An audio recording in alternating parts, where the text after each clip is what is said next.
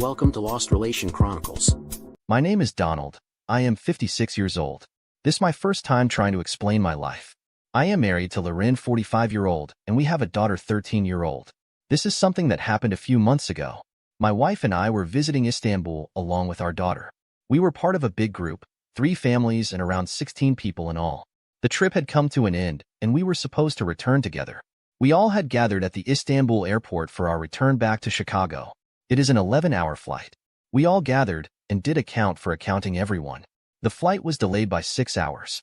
Since we still had 6 hours till we get our flight, we all went to the lounge, and to our surprise it was empty. We were the only people there. Everyone gathered and started chatting. All smiles and stories of Turkey and the good food we had. I went for a smoke and returned after 15 minutes. As I walked close to my wife, I saw a slim figure near her. As I walked closer, my heart started beating faster. Not because of the nicotine, but this was something else. The closer I got, the faster it beat. I could almost hear my heart trying to jump out of my heart. My mind went blank and took me back 20 years back. I was holding her hand.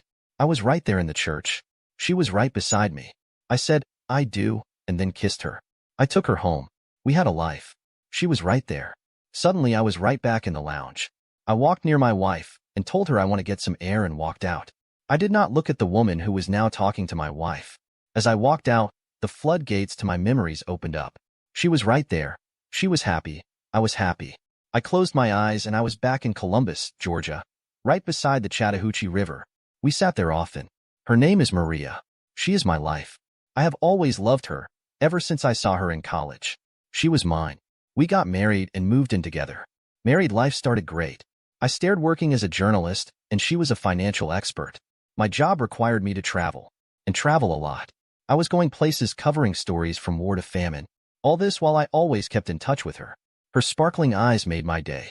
When I was at home, we spent our time making love and enjoying great food.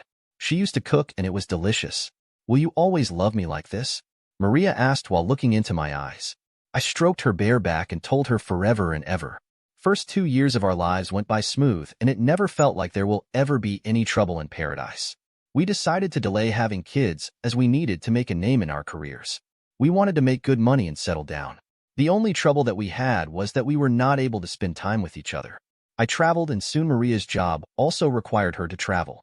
The only point of discontent that we had was my mother. She lived alone and often wanted to see me. My wife never liked her. I never asked why. My mother is a very soft and caring person. I try to keep them separated and keep a balance between them. It was in the month of January that my mother fell ill. I told my wife I am going to her so that I can care for her. She was not happy as I had just come home from covering a story in Iraq. We had an argument as she wanted me to hire a help for my mother and not go personally. I told her that my mother is old and this might be the last time that I see her alive. Maria was unhappy, but I did not bother on that. 3 days later, my mother died in my arms. I was devastated. After her burial, I came back home and Maria once again complained about my mother. I was shocked and could not understand what she was trying to say. She put us in so much trouble. She should have been in the hospital right from the start. I was silent and was still trying to understand what will Maria get from demeaning a dead person. I shot back, "She is dead. She will not come back and respond, so zip it." Maria got angry, and that week we did not speak to each other. I broke the ice by taking her out for dinner. That night we made wild love. The next week, I went out to Afghanistan, covering the historic Silk Road. Maria, meanwhile, was getting her promotions and growing her salary. I returned 2 weeks later, and this would be the time that went to Afghanistan. I reached home and Maria, like always, greeted me with a big hug and a sloppy kiss. At the dinner, I saw her a bit tensed. "We need to have some changes in our lives." She spoke. "What changes do you want?" I asked. "You being away from home for long durations is not helping me. There are days that I long for your touch, and I come home to an empty bed. I don't want to cheat on you. So, either find a job that keeps you near me or find me a job so that I can travel with you." I was in a fix, but at the same time I was happy that she was honest and spoke the truth. I told her that I will find another job. The topic was over, and the next morning I resigned from my job and started looking for a near-to-home job. I soon found one at the local TV channel. It did not pay as much as my previous job, but kept me near Maria. "Your salary is down by 30%? Are you kidding me?" She was angry when I told her about my job. I tried to explain that this would be a downside for a stationary job. Women, no matter how educated and intelligent they are, at times do not want to acknowledge facts and still want things to go their way. It would not be possible to get a stationary job and still get a hike, unless you change your profession. She was upset that I now bring less to the home and her lifestyle will be impacted. Somehow, we went on with that. Over the next 3 months, things started to go downhill. We were talking less, and at nights we rarely getting any action. Her demeanor had changed from loving wife to nagging bitch. She could find faults in everything, and there was not a single day that I would go to bed not angry. It got so bad that one night she asked me to stop breathing, as my breathing is disturbing her sleep. A few days later, I could not find my phone, so picked up my wife's phone to call my number. I found her phone locked. It was something new. I did not have my lock on my phone, and she never had any lock on her. Why was there a lock? Is she hiding something? It was a Thursday night. She came back after a late-night party with her office girls. I heard the doorbell and opened the door. She stood there in a black dress, her hair all disturbed. No lipstick. What happened to you? I asked and held her. I danced a bit too much, and now I am tired. I guided her to our bedroom. She removed her dress to change in her usual night dress. That was a big mistake. She had no panties and I could see bruise on her left thigh. She never goes out without her panties. Did she go commando today, or did she lose them somewhere? That night I could not sleep and just lay there. Being a journalist by nature, I wanted to know the truth. I know a lot of people who can help me find it out, but I knew my shit and needed no help. 3 weeks later, I was outside the Motel 6 at Victory Drive. It was 2:30 p.m. and I tracked Maria's car to this motel. I walked towards room number 12, opened the lock, and saw the monitor. Right across the door, in the other room, was my beloved wife. There she was, on all fours, and her blonde lover, in action.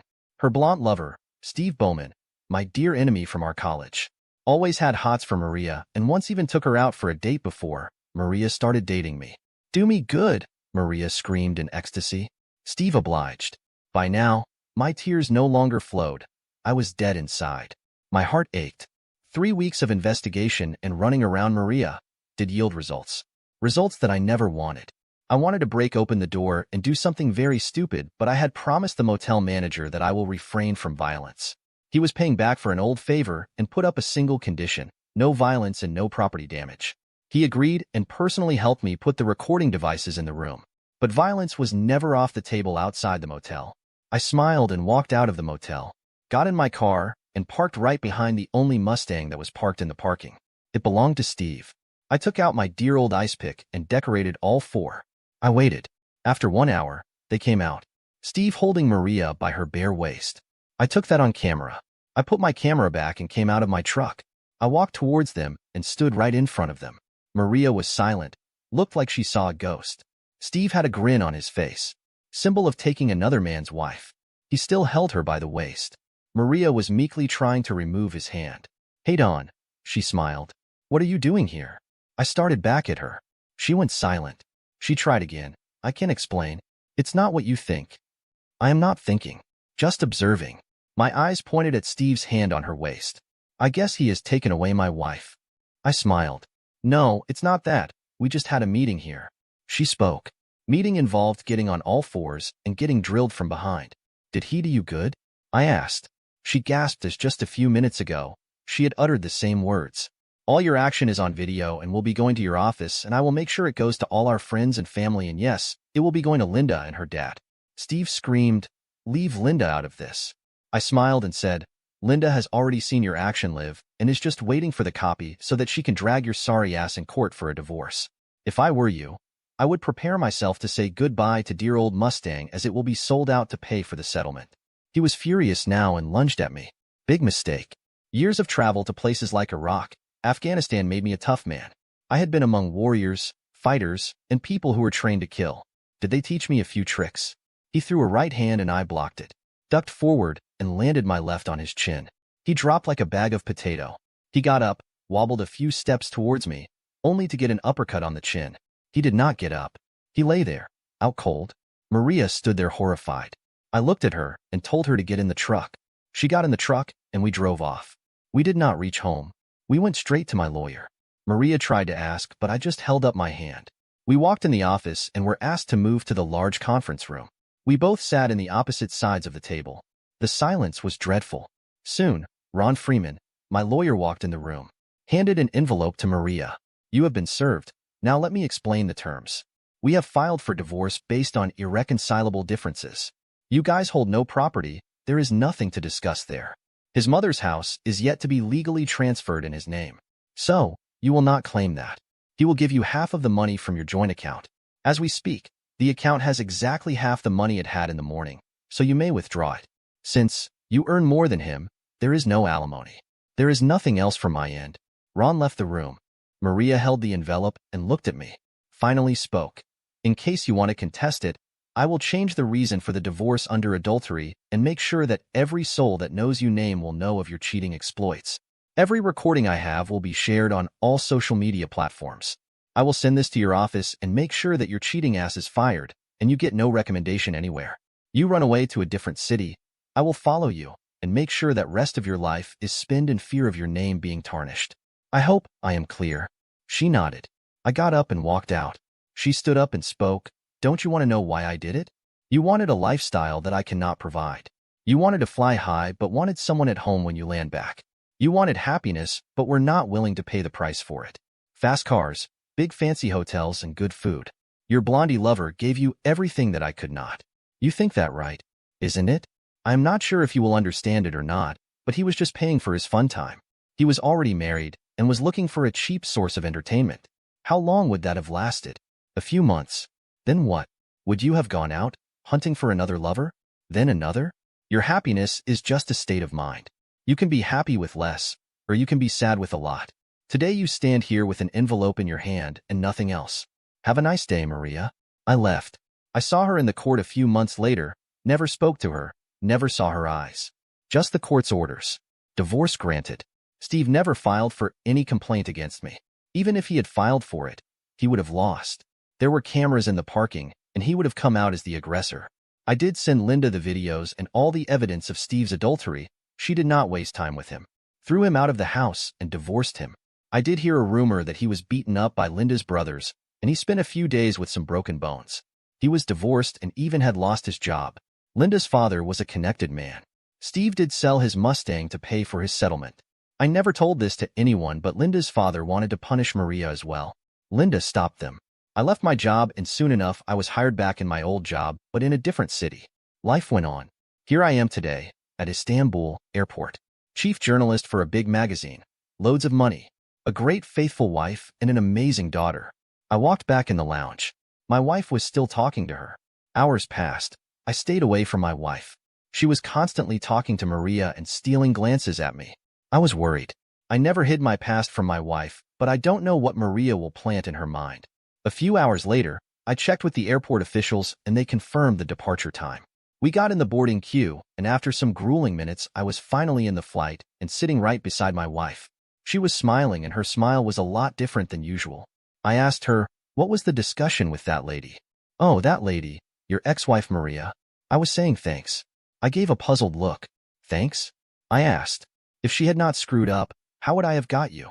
She smiled. Did she tell you that? I asked. No, she never talked about you. I read the court's orders and your investigative material. They were in the attic. What were you two talking about? Nothing, I was just listening how she missed her ex-husband and how she would trade everything to get a life like mine. I smiled and closed my eyes and pushed back into my chair. Dear listeners, please share your thoughts in the comments section below and don't forget to like, share, and subscribe. It was a quiet evening, and I had just settled into the living room, expecting the usual routine of a calm end to the day.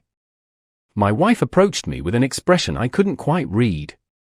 She motioned for me to sit down on the couch, and I complied, curious about what she had on her mind.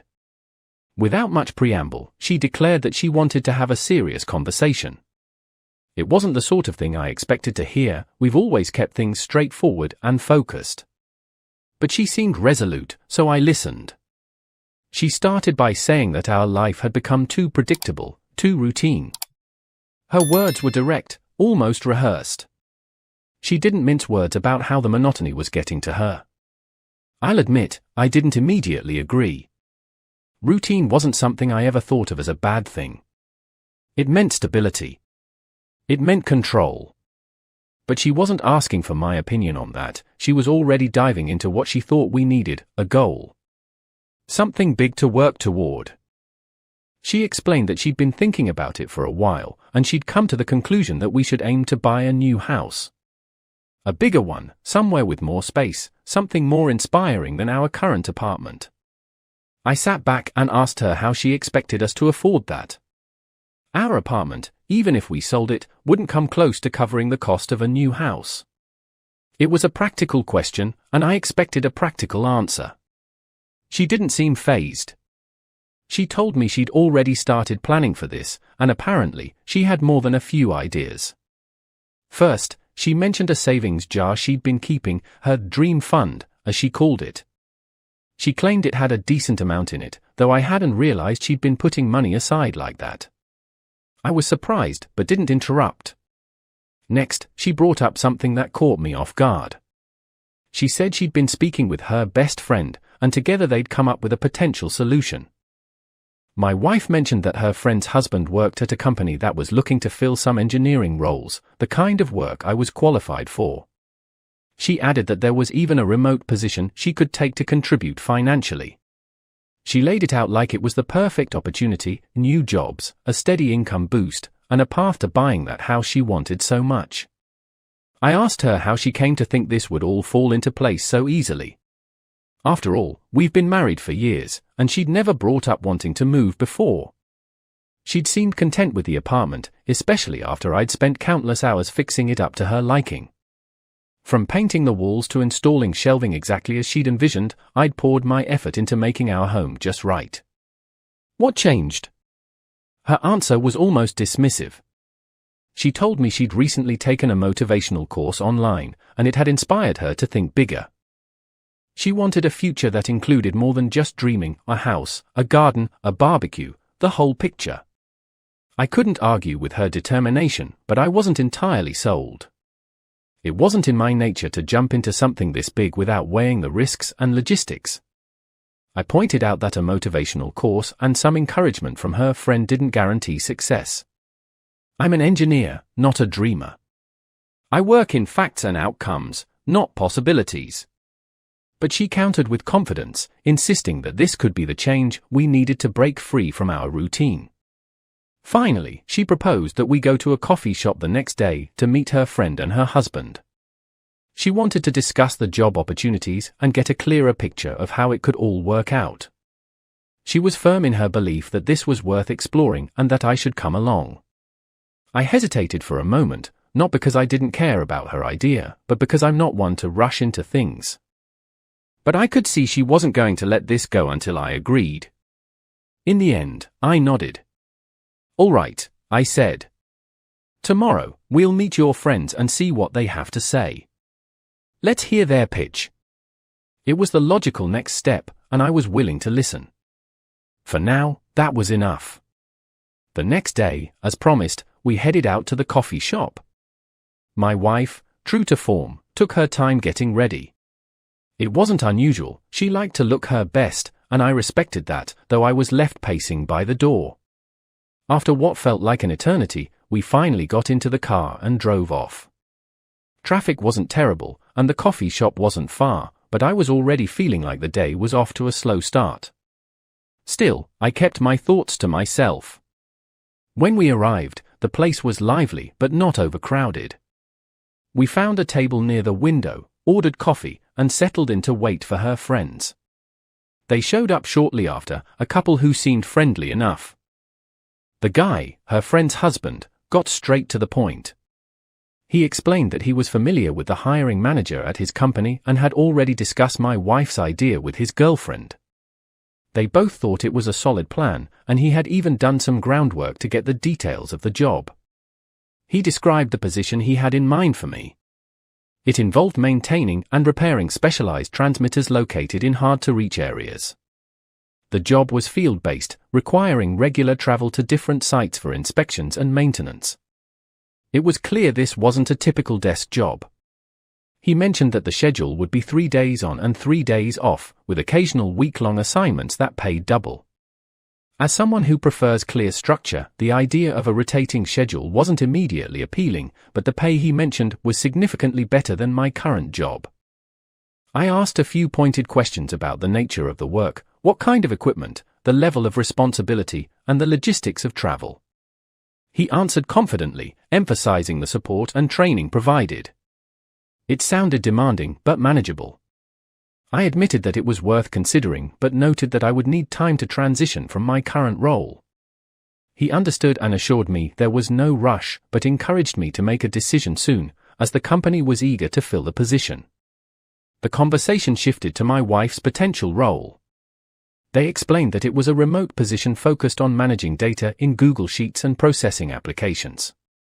It was straightforward work but didn't pay nearly as much as my role would. My wife, however, seemed undeterred. She said she was fine with that, given that she'd never worked before, and this would be her first step toward contributing financially. I appreciated her willingness to try, even if the job seemed more about supporting the overall plan than fulfilling her personally.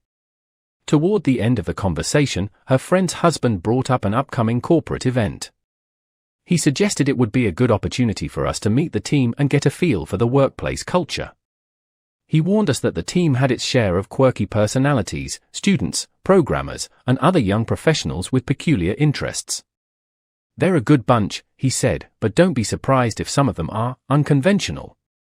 I didn't comment, but I made a mental note to keep an eye out. The event sounded casual but necessary. It was clear they wanted us to socialize with the team before we committed. My wife seemed enthusiastic about the idea, viewing it as an adventure. I, on the other hand, wasn't particularly excited about mingling with strangers, but I knew it was part of the process. Meeting the team would give me a chance to gauge the workplace firsthand, so I agreed. By the time we finished our coffee, the conversation had covered everything we needed. We got the details about the event, thanked them for their time, and wrapped things up. My wife was in high spirits as we left the coffee shop, clearly feeling optimistic about the opportunity. I remained reserved, but decided to stay open-minded for now. We drove home, discussing the logistics of attending the corporate event and what to expect. After we got back home from the coffee shop, my wife and I sat down to talk about everything. She was brimming with excitement, going on about how promising the whole opportunity seemed. I was less enthusiastic. While the salary for the job was undeniably appealing, the idea of a 3 days on, 3 days off schedule didn't sit right with me. It felt like a disruption to the routine I valued. But what really stuck with me was the comment about the team's strange interests. I told her it made me curious, though not necessarily in a good way. My wife, however, was more optimistic. She thought it would be fun to meet everyone and maybe even make some friends. Her excitement was contagious, but I still had my reservations. Over the next 2 weeks, I focused on wrapping up my responsibilities at my current job. It wasn't a place I was overly attached to, but leaving still felt like a big step. By the end of that period, I had handed in my resignation and was officially ready to start the new role. It felt like a gamble, but one I was willing to take for the sake of the financial benefits. My wife was thrilled that we were moving forward with the plan. She even started looking into the details of her remote position, diving headfirst into learning how to manage spreadsheets and applications. She was determined, and I respected that. The day of the corporate event came quickly. My wife and I arrived at the venue, and the atmosphere was lively. It was clear they had put effort into making the gathering welcoming and upbeat. As soon as we walked in, we were greeted warmly by several employees. Drinks were offered, introductions were made, and the evening seemed to be off to a good start. However, it didn't take long for something unusual to happen. One young man, clearly intoxicated, stumbled up to us and blurted out a wildly inappropriate comment about when we'd be having sex. I was caught off guard, but I stayed composed. Before I could say or do anything, another employee pulled the drunk guy away and apologized profusely.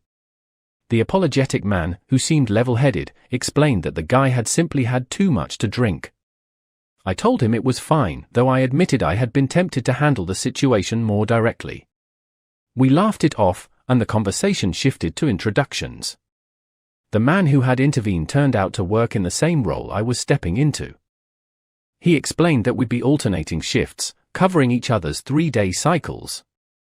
It was helpful to hear his perspective on the job, and I found myself feeling slightly more at ease. Meanwhile, my wife was busy chatting with others. She was in her element, effortlessly striking up conversations and making connections. I couldn't help but notice a group of young men at another table who seemed fixated on us. Their drunken stares were hard to miss. I leaned over to my new acquaintance and asked what their deal was. He chuckled and explained that they were recent college graduates working in a different department. They're harmless, he said, just immature and a bit too eager to make an impression. His relaxed attitude reassured me, though I still kept an eye on them. As the evening progressed, more people joined our table, and the conversations became livelier. My wife seemed to hit it off with nearly everyone she met, and I found myself loosening up as well. The event turned out to be less formal than I had anticipated, which helped me relax. The young men from earlier didn't cause any trouble beyond their occasional loud laughter and clumsy attempts to mingle. For the most part, the night was shaping up to be a positive experience. A couple more colleagues joined us as the evening wore on, including one who shared some valuable tips about managing the fieldwork I'd soon be taking on. It was practical advice that I appreciated. My wife's conversations, on the other hand, seemed more social than work-related, but I could tell she was enjoying herself. She's always been more outgoing than me, and tonight was no exception. I didn't mind, though it was good to see her so engaged. As the event began winding down, we made our rounds to say goodbye. Most people seemed genuinely friendly, and a few even expressed excitement about us joining the team. I'd come into the evening with low expectations, but it ended on a surprisingly positive note. We thanked everyone for the warm welcome and headed home. On the drive back, my wife was already buzzing with ideas about the people she'd met and how this new chapter could unfold. I stayed quiet, reflecting on the night and preparing for what lay ahead. When we got home after the corporate event, I sat down with my wife to talk about everything we'd seen and heard. I mentioned how glad I was that she'd be working from home. Some of the guys there seem like trouble, I said, referencing the stories I'd heard and the behavior I'd witnessed. She laughed it off, reminding me that we'd all been young and impulsive at some point. They're just fresh out of college, she said. They'll grow out of it. I wasn't entirely convinced, but decided to let it go for now. She then mentioned that she needed to go to the office soon to pick up her work laptop. You'll be on shift, so it works out, she added. When you're back, you can tell me how your first full cycle went. 3 days later, after finishing my shift, I came home to find her asleep at the table with her new laptop open in front of her. She looked content, like someone who had just checked off an important task. I gently shook her awake and asked how her day had gone. Great, she said with a grin. I got to catch up with some of the guys from the event. Her casual tone threw me off. I asked her who exactly she'd seen, and she explained that she and her friend had gone out for coffee and bumped into a group of people from the corporate event. She mentioned how some of them had been at the same table as us during the event. Apparently, they recognized her and invited themselves to join her and her friend. Among them was the same guy who had made the inappropriate comment about sex on the night of the event. Hearing that, I couldn't help but feel irritated. And what did he have to say this time? I asked, trying to keep my tone neutral. She laughed, brushing it off as nothing. He barely said a word. Probably embarrassed about last time, she said. Relax, Rambo. That didn't make me feel any better. I told her that if it hadn't been for the guy who stepped in, I might have decked him that night. She rolled her eyes, dismissing my comment as overprotective. Anyway, she continued, we ended up talking for a while. They even came over afterward. One of them gave me a ride back and dropped off the laptop. That last part caught me off guard. They came to the house? I asked. She nodded like it was no big deal. We had pizza, talked a bit, and then they left. Nothing dramatic. I couldn't hide my frustration. Why didn't you tell me? I asked. Her answer was almost too casual. I didn't think it was a big deal, she said. I was with my friend the whole time. What's there to worry about? Her nonchalant attitude didn't sit well with me, but I decided not to escalate things. It's just weird, I told her. Inviting them over without letting me know. But what's done is done. She could tell I wasn't entirely comfortable. If it bothers you that much, she said, we can invite them over again so you can meet them properly. Maybe then you'll see they're not so bad. I wasn't thrilled about the idea, but saw the logic in it. Fine, I said. But if they're going to hang around, I'll decide whether they're worth keeping around. She smirked. You're already so skeptical, she said. Let's see if you change your mind after meeting them again. I didn't reply right away, thinking about what kind of impression they'd left on me at the event. Finally, I said, maybe I am skeptical. But we'll see soon enough. A week later, my wife invited the group over to our place, as planned. They arrived on time, and at first, everything seemed to go smoothly. The guys were polite, even going as far as apologizing for any inappropriate behavior at the corporate event.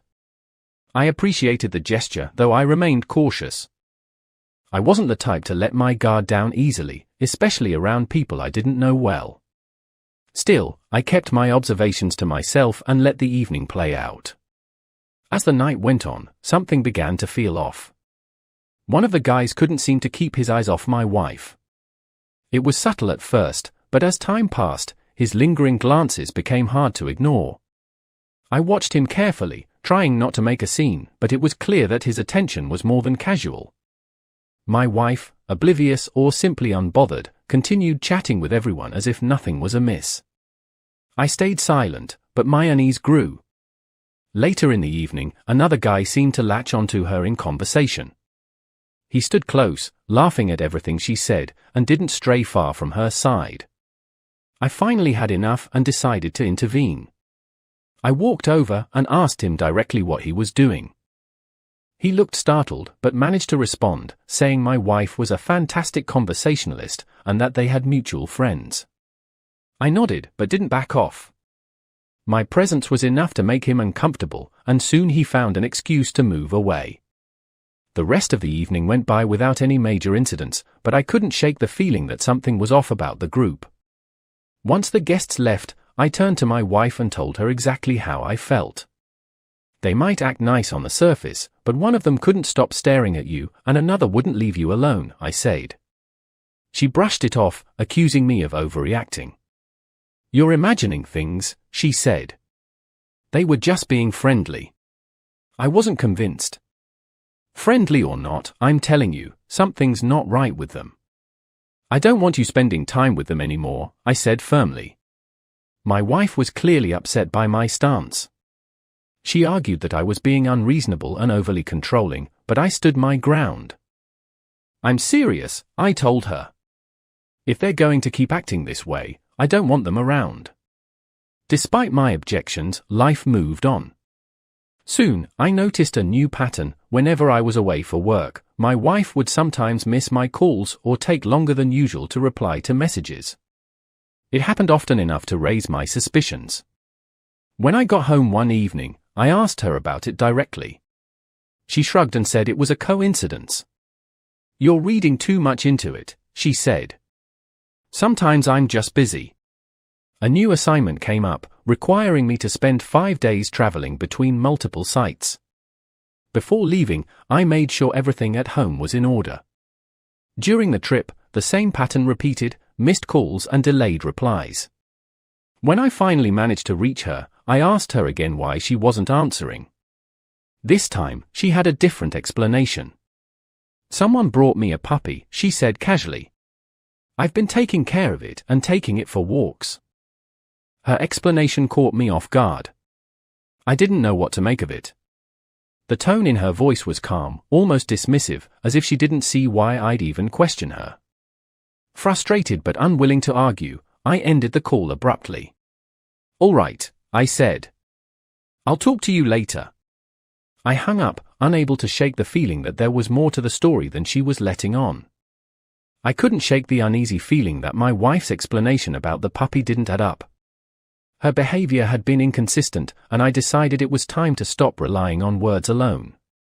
Our neighborhood had accessible street cameras, and I used the system to take a closer look at her claimed dog-walking routine. As I reviewed the footage, what I saw left me in disbelief. There she was, not walking a dog, but disposing of a shocking number of used condoms into a nearby trash bin. My stomach churned at the sight, and I struggled to process what it meant. The volume alone was enough to confirm my worst fears. Fueled by adrenaline and rage, I made a snap decision to confront the situation head-on. I worked tirelessly to finish my assignment a day ahead of schedule. Sleep was out of the question as my mind raced with anger and disbelief. The moment I clocked out, I jumped into my car and sped home, determined to get answers. As I approached the house, I noticed the absence of cars outside. That gave me some pause, a group large enough for what I feared wouldn't have arrived on foot. Still, I wasn't about to let that stop me. I parked a few blocks away, walked quietly to the house, and entered the garage, hiding there to observe. Hours passed, and the evening settled in. My patience was tested, but I stayed alert, waiting for any sign of activity. Finally, I heard the unmistakable sound of a car pulling up.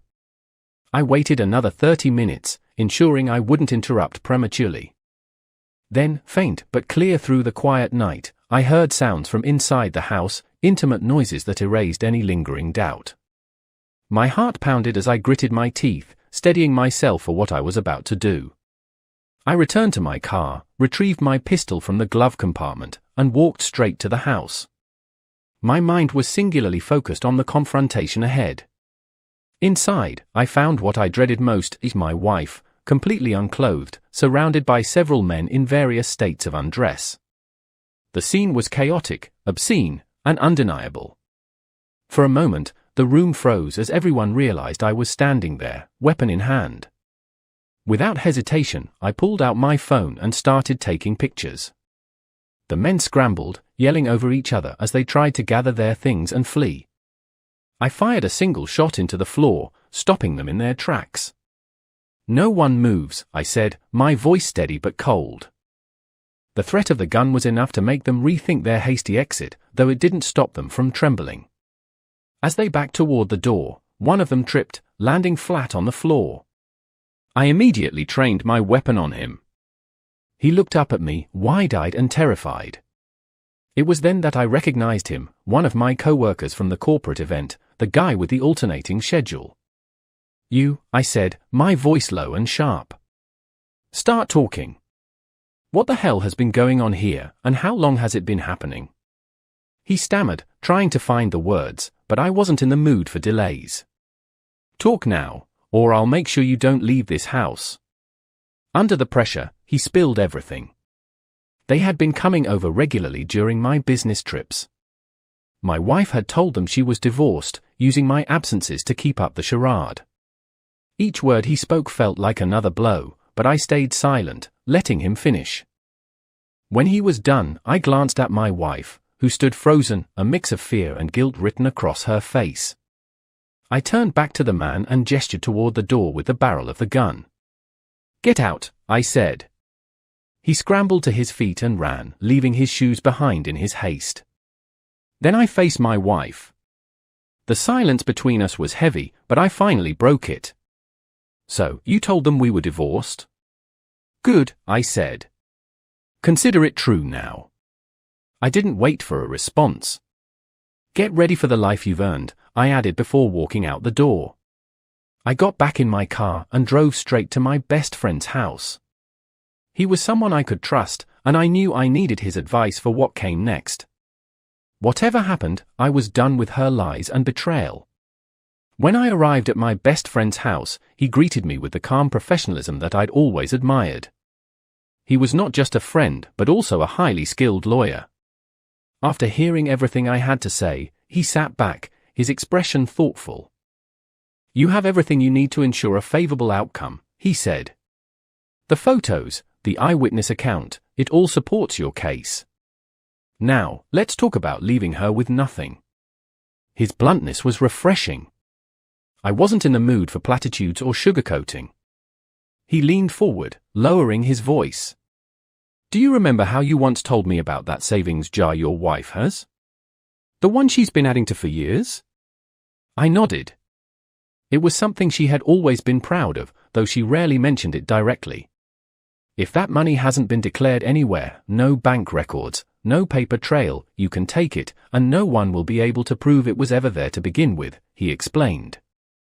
That gives you leverage and ensures she doesn't walk away with anything substantial. I was silent for a moment, letting the idea sink in. It wasn't a decision I took lightly, but I couldn't deny the logic. While I work on the legal side of things, he continued, you need to go back home and act as if nothing's wrong. Play along. It'll give us the time we need to prepare everything, and it'll keep her from getting suspicious. If she scrambles to find a lawyer in a hurry, all the better for us. Reluctantly, I agreed. The thought of pretending everything was fine made my stomach turn, but I trusted his judgment. That evening, I returned home, steeling myself for the performance ahead. As soon as I walked through the door, she rushed toward me, tears streaming down her face. She dropped to her knees, clutching at my hands, and begged for forgiveness. Her desperation was palpable, but it only deepened my resolve. We'll see, I said curtly. There's a lot to think about. Her relief was almost immediate, as though my measured response gave her hope. She stood and wiped her face, trying to compose herself. I couldn't stand the sight of her at that moment, but I knew I had to stay focused on the bigger picture. Over dinner, she made every effort to win me over, talking about how she wanted to make things right and rebuild our relationship. I nodded where appropriate, but kept my answers short, letting her do most of the talking. Later that night, as we lay in bed, I stared at the ceiling, my mind racing. She had fallen asleep quickly, as if the weight of her guilt had finally exhausted her. I, on the other hand, couldn't rest. The memory of her betrayal played on a loop in my head, but so did my friend's words. I needed to plan my next steps carefully. Taking the savings jar would be tricky, I had to find it first, and I couldn't risk her noticing its absence too soon. The next morning, I watched her closely as she went about her routine. She seemed determined to act like the perfect wife, cooking breakfast and asking about my plans for the day. I played along, giving vague answers and pretending to appreciate her efforts. Internally, I was mapping out every corner of the house, trying to recall where she might have hidden the jar. It wasn't something she'd leave out in the open. As the day went on, I started piecing together my approach. I'd wait for an opportunity when she wasn't home, a grocery trip, perhaps, to conduct a thorough search. In the meantime, I had to maintain the facade of reconciliation. It was a difficult act to keep up, but every moment of discomfort was a reminder of what I stood to gain. That night, as I lay awake again, I began to finalize my plan. The sooner I acted, the sooner I could close this chapter and move on with my life. When my wife left for her usual grocery run, I knew it was the perfect moment to act. The house was quiet, and I had enough time to conduct a thorough search without interruption. Starting in the bedroom, I checked her drawers and under the bed but found nothing unusual. From there, I moved to the living room and then the closets, methodically working through each space. It wasn't until I reached the storage room that I found what I was looking for. Tucked away in the back, hidden among old showboxes and forgotten knickknacks, were several large jars, each filled to the brim with neatly stacked $100 bills. The sight was both shocking and satisfying. I unscrewed the lid of one jar to confirm its contents, and the crisp bills inside left no doubt. There were at least 5 jars, all equally packed. Memories flooded back as I stood there, recalling how her parents had occasionally given her money over the years, urging her to save it for a rainy day. She'd always been discreet about it, but I hadn't realized just how much she'd accumulated. The amount was staggering, far beyond what I'd expected. For a moment, I felt a grim sense of satisfaction. Her betrayal might have cost me emotionally, but at least this would ensure she didn't come out ahead. I quickly got to work. Each jar was carefully placed back into its box, and I wrapped the boxes in old cloth to disguise them further. The last thing I needed was for her to notice anything missing too soon. Once the jars were secure, I carried them out to the car, taking care not to draw attention. As I closed the trunk, I sent her a quick message. "My dad called," I wrote. "He needs me to bring over a drill. I'll be back in a bit." It was a believable excuse, one that wouldn't raise suspicion. The drive to my parents' house felt longer than usual, though I wasn't in a rush. When I arrived, they greeted me warmly, though their expressions turned serious as I began explaining the situation. I laid it all out for them, her infidelity, the jars of money, and the plan my lawyer friend had suggested. They were shocked but supportive. "We'll take care of it," my father said firmly. "No one will find this here." My mother nodded, her face set with determination. I could trust them to keep the money hidden, knowing they'd do whatever it took to help me. Leaving the jars with them gave me a sense of relief, but it didn't erase the heaviness in my chest. As I drove back home, I rehearsed what I would say if she asked where I'd been. Fortunately, she rarely pressed for details, so I doubted she'd question my story. When I walked through the door, she was already back from the store, putting away groceries. "How'd it go?" she asked, her tone casual. "Fine," I replied. "My dad's all set now." She seemed satisfied with the answer and went back to unpacking. The days that followed were some of the most difficult I'd ever endured. Living under the same roof as her, pretending everything was normal, felt like a betrayal of myself. Every smile she gave me, every attempt to win me over, only deepened the resentment I felt. But I reminded myself that this was temporary. The documents were being prepared, and soon, I'd have everything I needed to end this nightmare on my terms. At night, I'd lie awake, running through the plan in my head. I thought about the money, safely tucked away at my parents' house, and how it would play into the larger scheme. It wasn't just about taking what was hers, it was about ensuring she didn't have the means to disrupt my life any further. Every detail had to be perfect. There was no room for mistakes. She, meanwhile, seemed oblivious.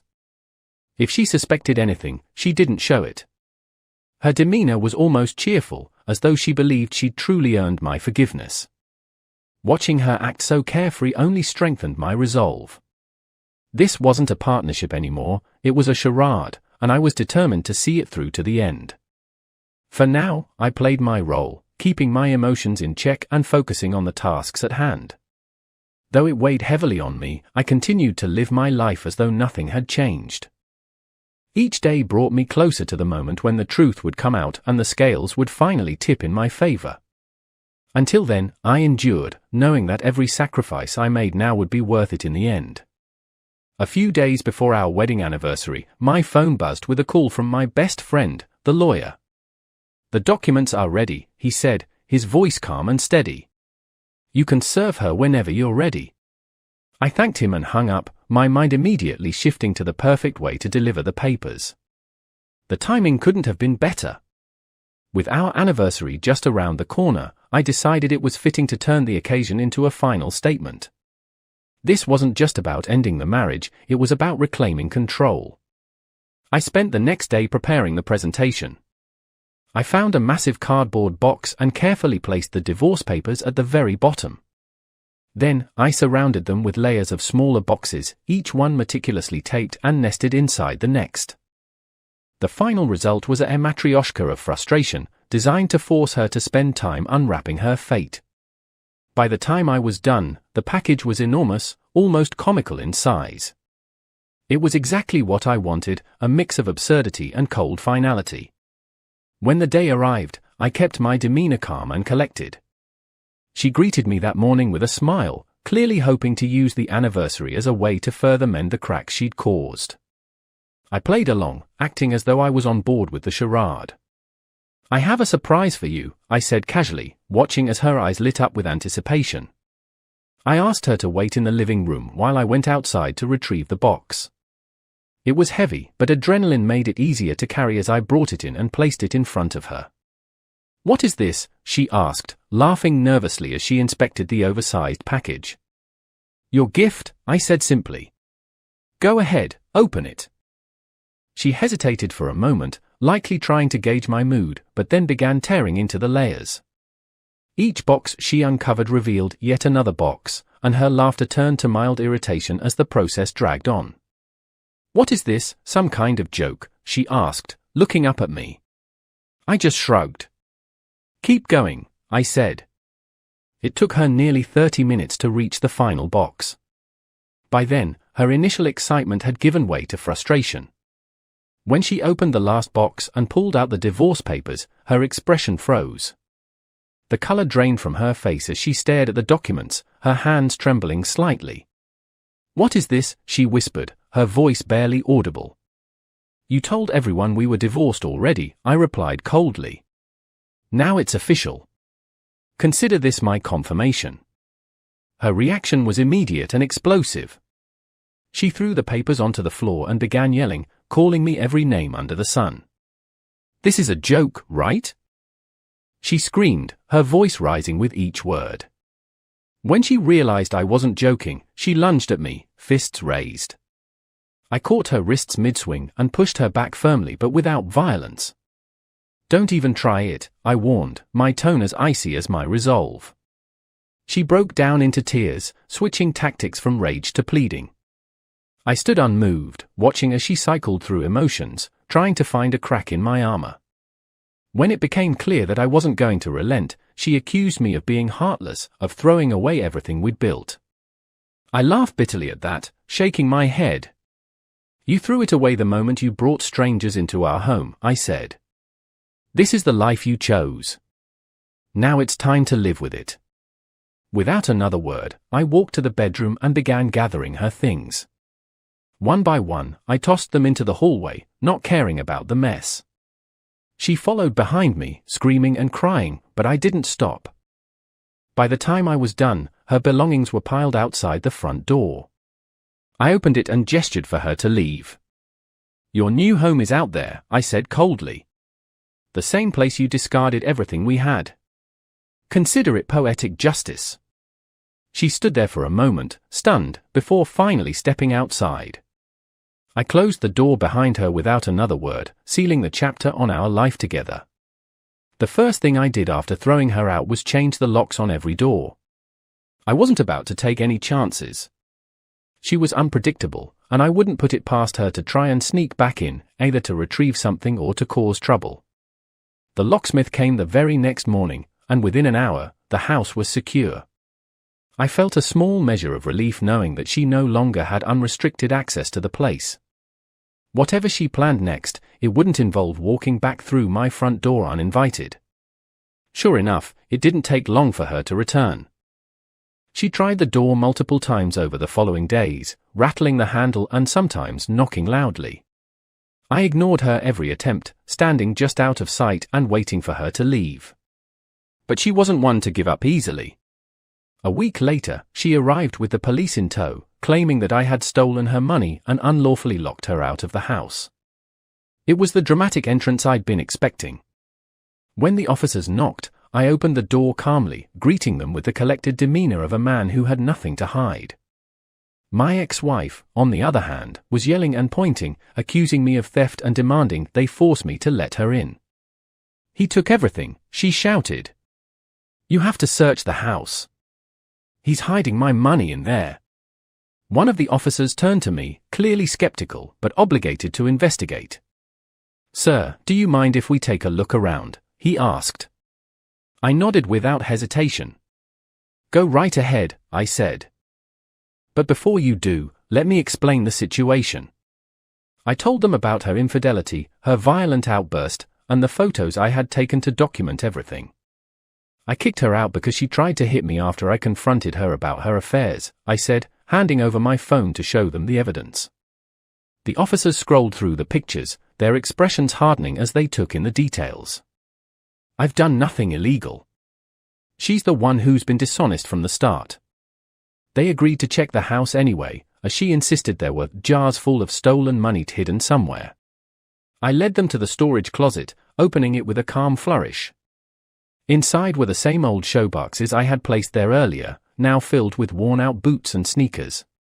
One officer picked up a box and opened it, finding nothing remotely suspicious.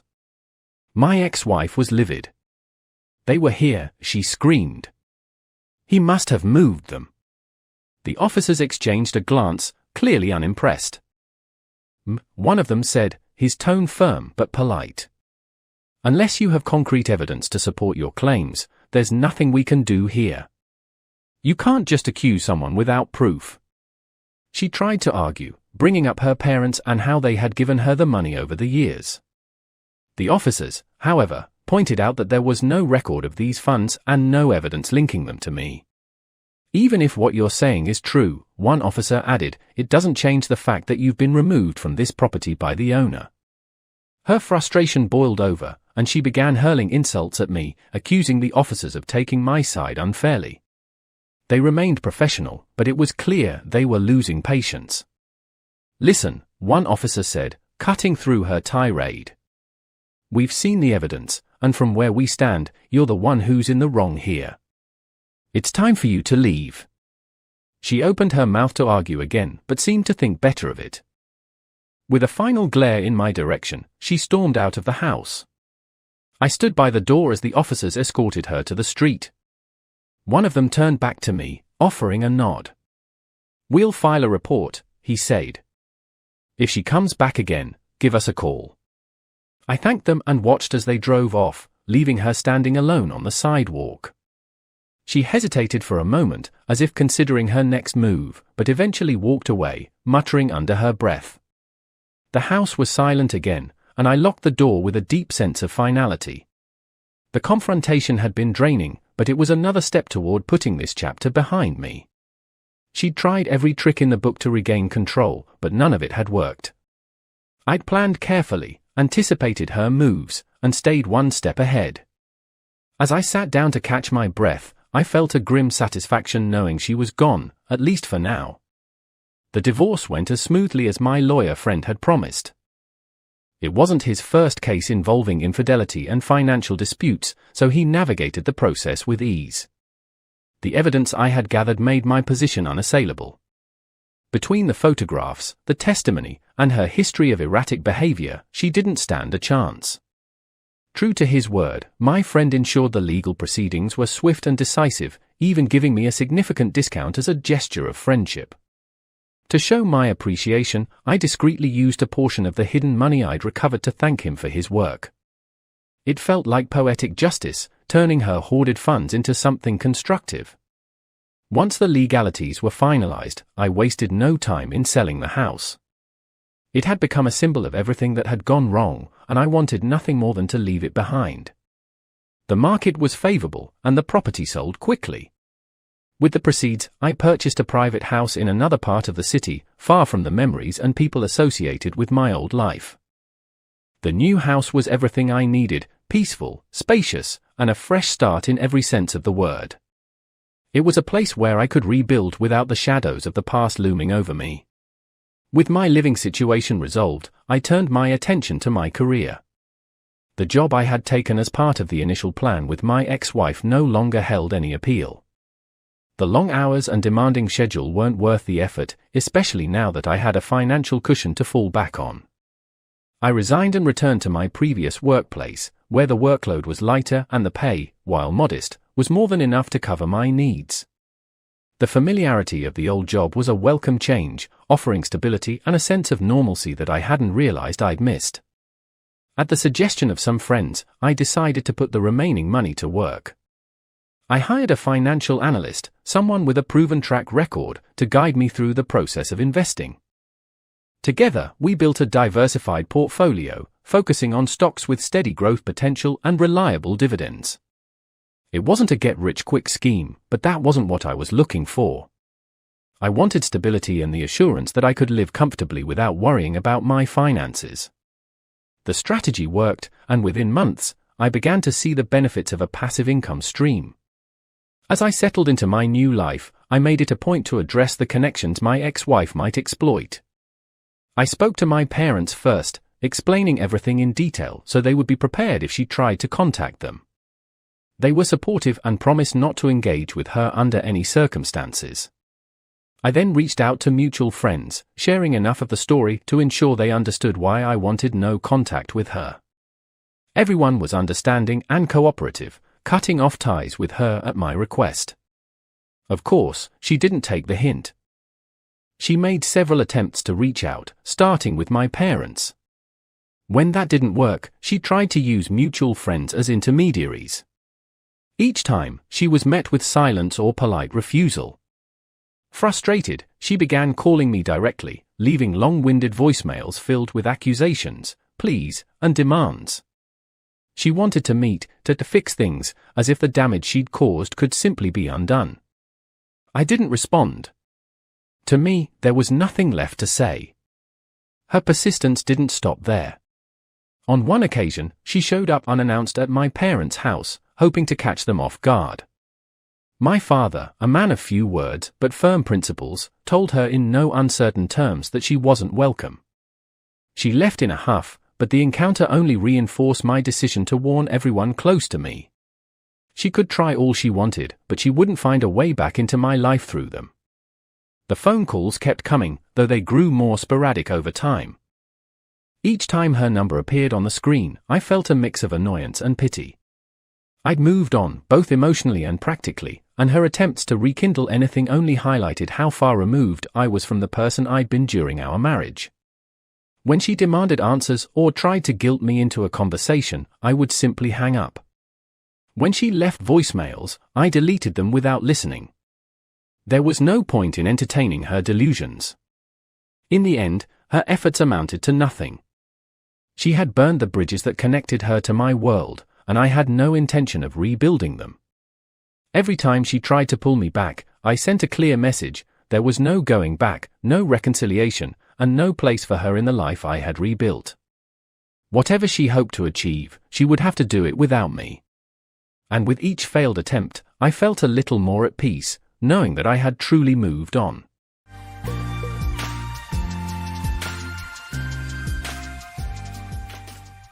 The entire episode kicked off when I ventured into an unfamiliar place. Having dropped off one of our more bothersome clients at the airport, enduring a morning filled with his complaints, I felt no rush to return to the office. Given the dreary Tuesday and the prospect of an afternoon reviewing contracts, I decided to stop at a drab-looking bar restaurant about a mile from the airport. The plan was to enjoy a leisurely lunch and a beer or two before heading back to work in the salt mines. Seated in a booth, savoring my beer and contemplating the challenge of finding a decent burger in this world, my attention was captured by a couple entering the restaurant.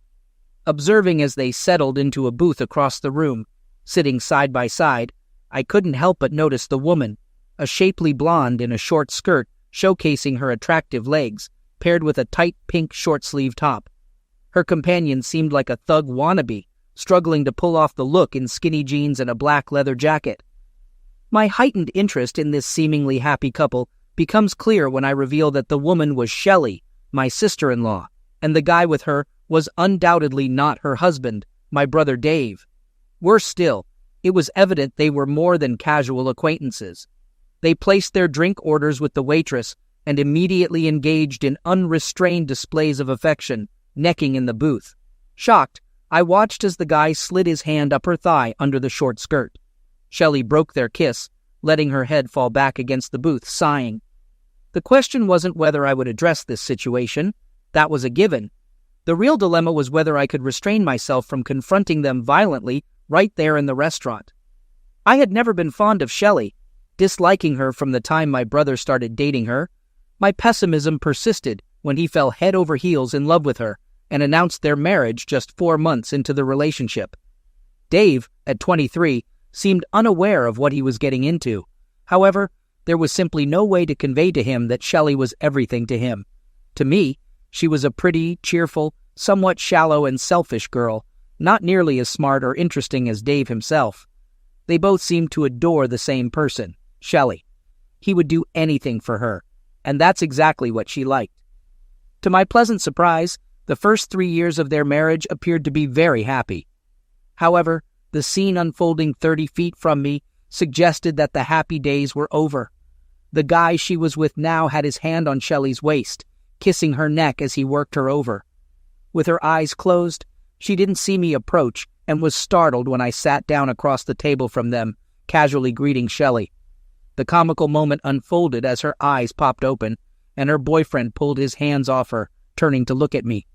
Her face went from momentarily startled to stunned and then truly shocked. Her jaw dropped, and she froze, staring blankly at me. His face held the same startled look, momentarily, before turning annoyed.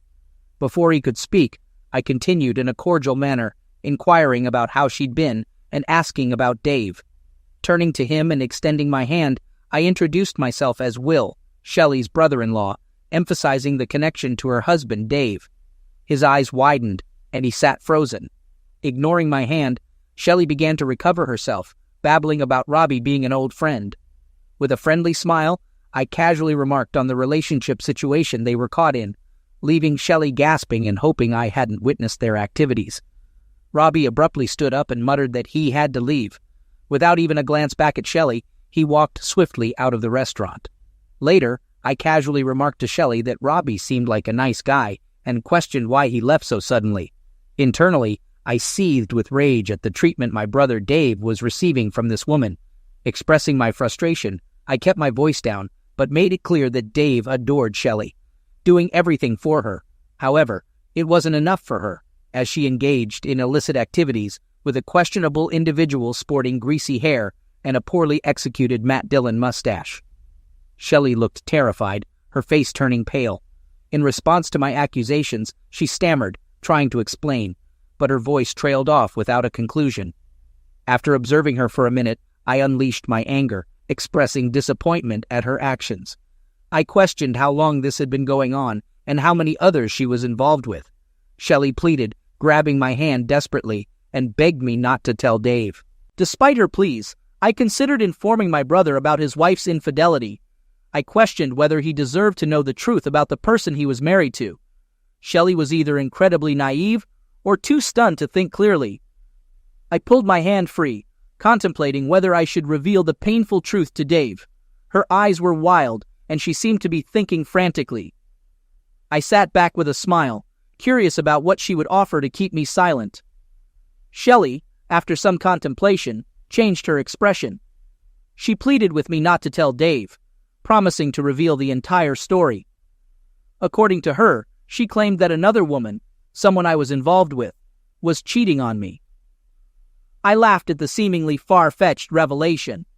Shelley looked at me steadily, insisting that she wasn't kidding. According to her, the other woman had been seeing a guy from the health club for at least a couple of weeks. This certainty unsettled me, even though I knew it to be impossible. We had been together for 7 happy years of marriage and a decade overall. She was devoted, sensible, kind, thoughtful, and the most honest person I knew. She loved me, and I was sure of it, just as sure as I was of my own love for her. Shelley leaned forward, sensing my confusion. She claimed to be telling the truth, mentioning that the other woman had confided in her about the affair the previous week. I scrutinized her face, trying to gather my thoughts. Despite her initial terror, Shelley appeared calm and in control, as if she were sharing a genuine revelation rather than spinning a wild and desperate tale. While I couldn't immediately dismiss what she was saying, it was challenging to believe given our history and her recent behavior. Seated at the dinner table, my gaze returned to Shelley, who seemed to be anticipating my next move. Although I didn't reveal it to her, concealing her infidelity from Dave was not an option. I needed to uncover the truth about him. I spoke slowly, suggesting that perhaps we could reach an agreement. After some contemplation, I expressed my unwillingness to let Anne deceive me. I proposed that if Shelley could help me gather information about Anne's actions, I wouldn't disclose what I had witnessed that afternoon to Dave. However, I laid down a condition. She had to swear not to see Robbie or any other man besides Dave. Relief washed over her face as she swore to comply. She asked, "Will you have my word on it?" I remained skeptical about the value of her word.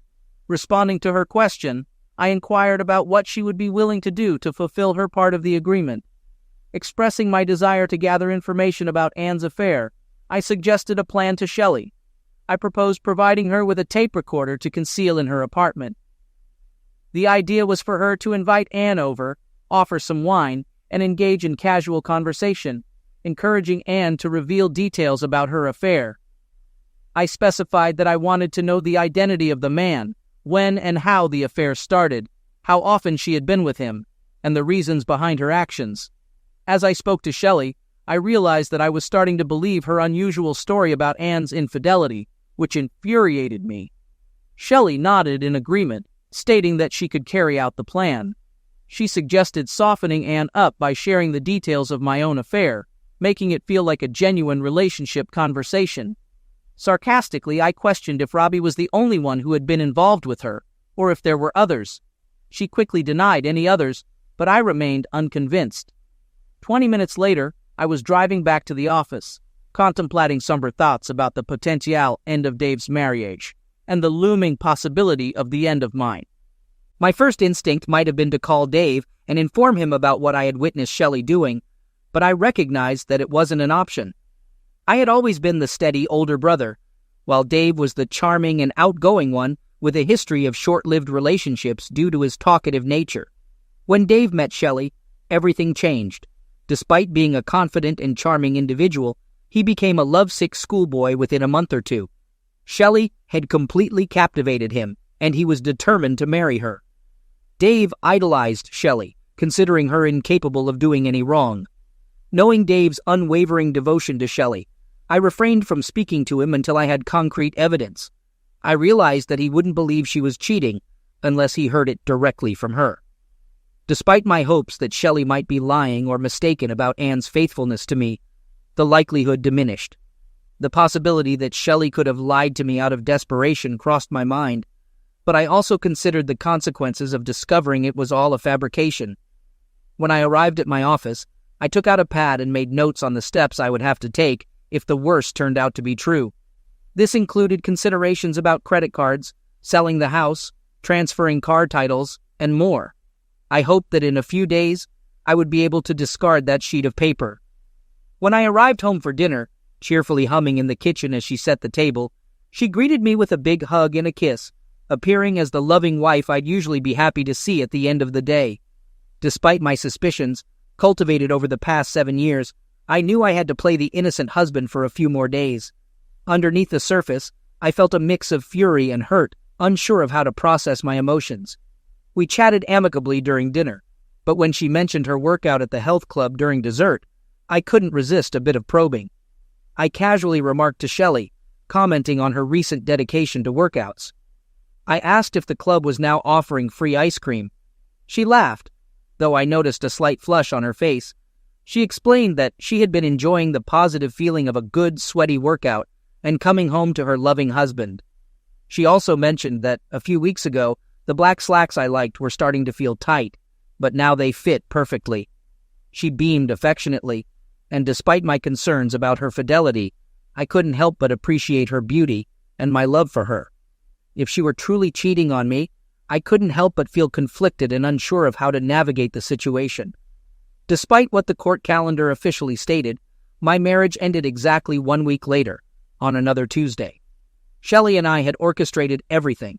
I provided her with a small tape recorder to hide in her living room, and she arranged for Anne to drop by for lunch on a Tuesday afternoon when Anne had a day off from work. Shelley, who didn't have a job, kept me on edge throughout that afternoon in my office, pretending to work, contemplating what the women were discussing and its potential impact on my life at 430. When Shelley called and informed me that they were done and Anne had left, my heart sank. Desperately hoping for a different outcome, I asked if Anne had talked to her about it. Shelley, sounding a little drunk, giggled affirmatively. She shared that she had told Anne about Robbie, and Anne, in turn, disclosed details about Marion, emphasizing that he was a really big fella. Feeling the tension, I realized I was squeezing the phone so tightly that my fingers ached. I agreed to drop by in 20 minutes. When I reached Shelley's place, she handed me the tape recorder at the door. Reminding me of the promise I made not to disclose anything, I assured her that he wouldn't hear a word from me. I emphasized the importance of ensuring that Anne never found out about the recording, as she might become furious and potentially tell Dave. Nodding in acknowledgement, I turned and left. That evening was one of the most painful of my life. Knowing I couldn't listen to the tape until Anne was asleep, I continued pretending to be the loving husband while she was still a little tipsy. She shared that she had spent the afternoon with Shelley and had consumed a lot of wine. Additionally, she was amorous. After clearing the dinner dishes, she pulled me towards the bedroom, asking if I had a little something for her tonight. In a flirtatious tone, I questioned whether I could or even wanted to go through with it. The thought crossed my mind that it might be the last time I would ever have closeness with Anne. Still hoping, against all reason, that she might not have been unfaithful, I followed her into the bedroom, and we had lovemaking. For me, it wasn't making love. My torn heart and worried mind overshadowed any pleasure. We rested for a while in each other's arms, then repeated the act a few minutes later. Anne was fast asleep, snoring gently on her side next to me. I retreated to the guest room, closed the door behind me, and listened to the tape. The first few minutes of conversation between Shelley and Anne were breezy and casual, with Shelley keeping the wine flowing. After a while, she confessed to Anne that she had something to share. She proceeded to share the details of her affair with the a-hole Robbie. It became evident that Anne was already aware of the affair, and Shelley was merely providing her with the juicy specifics to soften her up. Shelley executed her role admirably, even confessing with a laugh that Robbie was just the latest, not the best. There had been a guy named Ellis, but unfortunately, he had moved out of town. Anne giggled and pretended to be shocked, though she appeared to be enjoying the story. The explicit details of the sleazy narrative had little effect on me. I already knew what Shelley was, and the added specifics would only make it easier to convince Dave that she had indeed cheated on him. Anxiously awaiting the inevitable, I resisted the urge to fast-forward the tape. Eventually, Shelley redirected the conversation towards Andy, expressing curiosity about my story. She giggled, mentioning that all I had shared so far was meeting him at the health club and his well-endowed nature. My body tensed as I listened to Anne's voice on the recording, laughing and describing Andy as amazing, the largest she had ever encountered.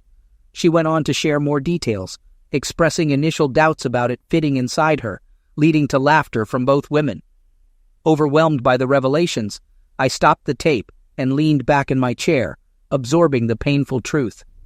My marriage was now officially over. Did I even want to hear the rest?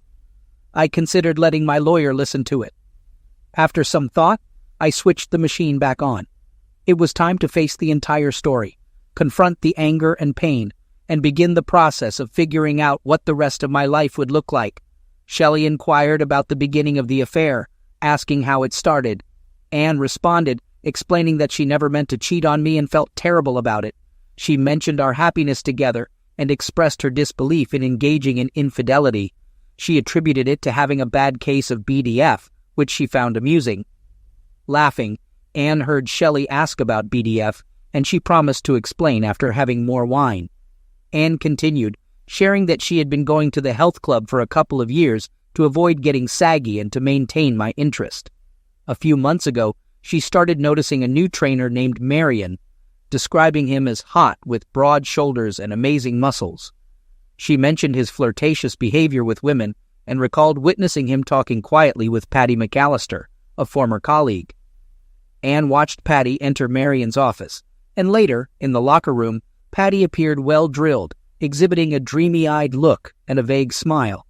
I greeted Patty and noticed her happy demeanor.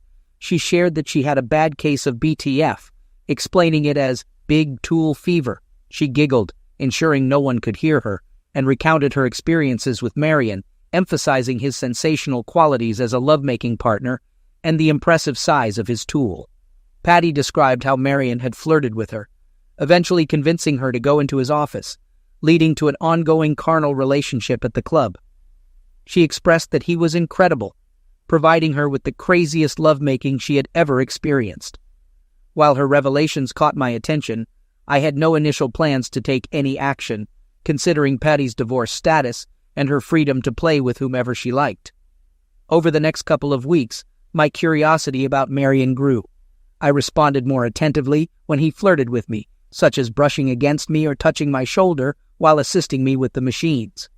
During one workout session, as I performed bench presses in a nearly empty area, he stood behind me as if to spot me. Looking up, I noticed his shorts right above my head, and the sizable bulge of his package caught my attention. I couldn't believe how big and thick it looked in his shorts. He smiled down at me, aware of what I was looking at. I almost dropped the bar on my chest, but managed to finish my reps. As I put the bar back on the rack, he took my hand off the bar and slid it gently down over his shorts. His tool felt as enormous as it looked, and it was hard as a rock. Then, after a couple of minutes, he gently pulled me to my feet, looked around to ensure no one was there, and led me by the hand into his office. I wasn't thinking, kind of dazed. He locked the door behind us, sat me down in a chair, and without a word, pulled off his shorts, standing in front of me. I swear I wasn't thinking at all. We had wild lovemaking. By the time he finished, I was beside myself, exhausted, and totally spent. Shelley reacted with an impressed, "Wow," and it seemed like she genuinely meant it. She assumed that Anne had continued seeing Marion. Anne explained that after the encounter in Marion's office, she had drifted into the shower, feeling dreamy and weak in the knees. Wiped out, she cleaned up and went home, overwhelmed by guilt and fear of being discovered by me. Surprisingly, I didn't suspect anything that night, and it seemed normal. Despite my desire for closeness, she made an excuse, fearing I might notice a change. The following night, she mentioned giving me the full treatment, engaging in closeness until I couldn't continue. Anne admitted staying away from the gym for 2 weeks following the incident. I just knew I couldn't be anywhere near Marion without being tempted again. Finally, I told myself it had been a one-time thing. I was a grown woman with a wonderful husband, and I could resist him. So I started going back. And the first couple of times it was fine. Marion winked at me and flirted a little, but he left me alone. And I thought, this is okay. I'm over this. And I relaxed my guard a little. Then about a week after that, he caught me again at the bench, and the room was empty. And he got my hand on his tool, and in no time, you were back in his office. Shelley finished her sentence, expressing how much better it was. Anne, speaking somewhat dreamily, struggled to describe the experience. She conveyed her deep love for closeness with me, emphasizing our satisfaction in each other.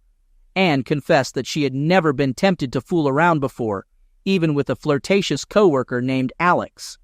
Despite his success with other girls, Anne had remained uninterested. However, with Marion, she felt as though she had never experienced such pleasure before. Giggling, Anne acknowledged the absurdity of sharing such details, emphasizing that there was nothing particularly special about Marion. She clarified that she had no interest in him as a person or a lover. It was solely about the physical aspect.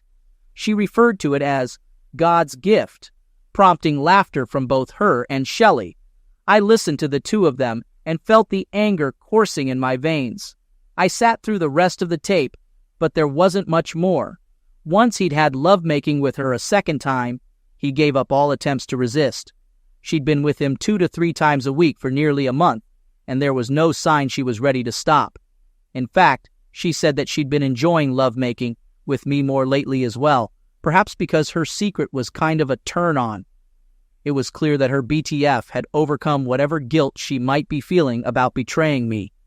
Me, the love of her life, her husband of 7 years, the man who was completely devoted to her, and who still remembered what forsaking all others was supposed to mean. It took a while to think through my plans, and it was 02:30 a.m. By the time I went to sleep in the guest room, I was done seeing and sleeping next to her, or even talking to her. I slipped into the bedroom and got clothes for the next day without waking her. At 06:30 a.m., I was up and out the door. I left a brief and cold note, trying not to reveal anything, stating that Anne had an early meeting due to my call. Apologizing for forgetting to mention it, I made 2 copies of the tape last night at the office. By 8:30, I was on the phone with my best friend from college, who worked at a downtown law firm. I requested a favor, asking him to arrange an hour with the meanest and most bloodthirsty divorce lawyer in his firm. There was a moment of silence, and he expressed shock, apologizing for the situation.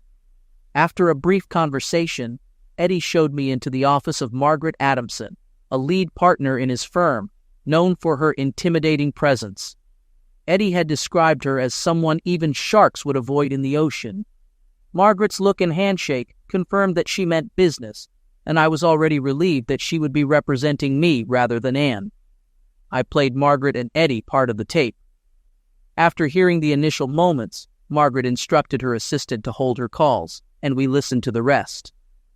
When it concluded, we sat in silence for a minute. Margaret then straightforwardly asked, "Okay, what do you want?" Expressing my desire for a divorce due to infidelity, I emphasized avoiding the cliché of irreconcilable differences. I mentioned being reasonable about our savings, but insisted on keeping the house.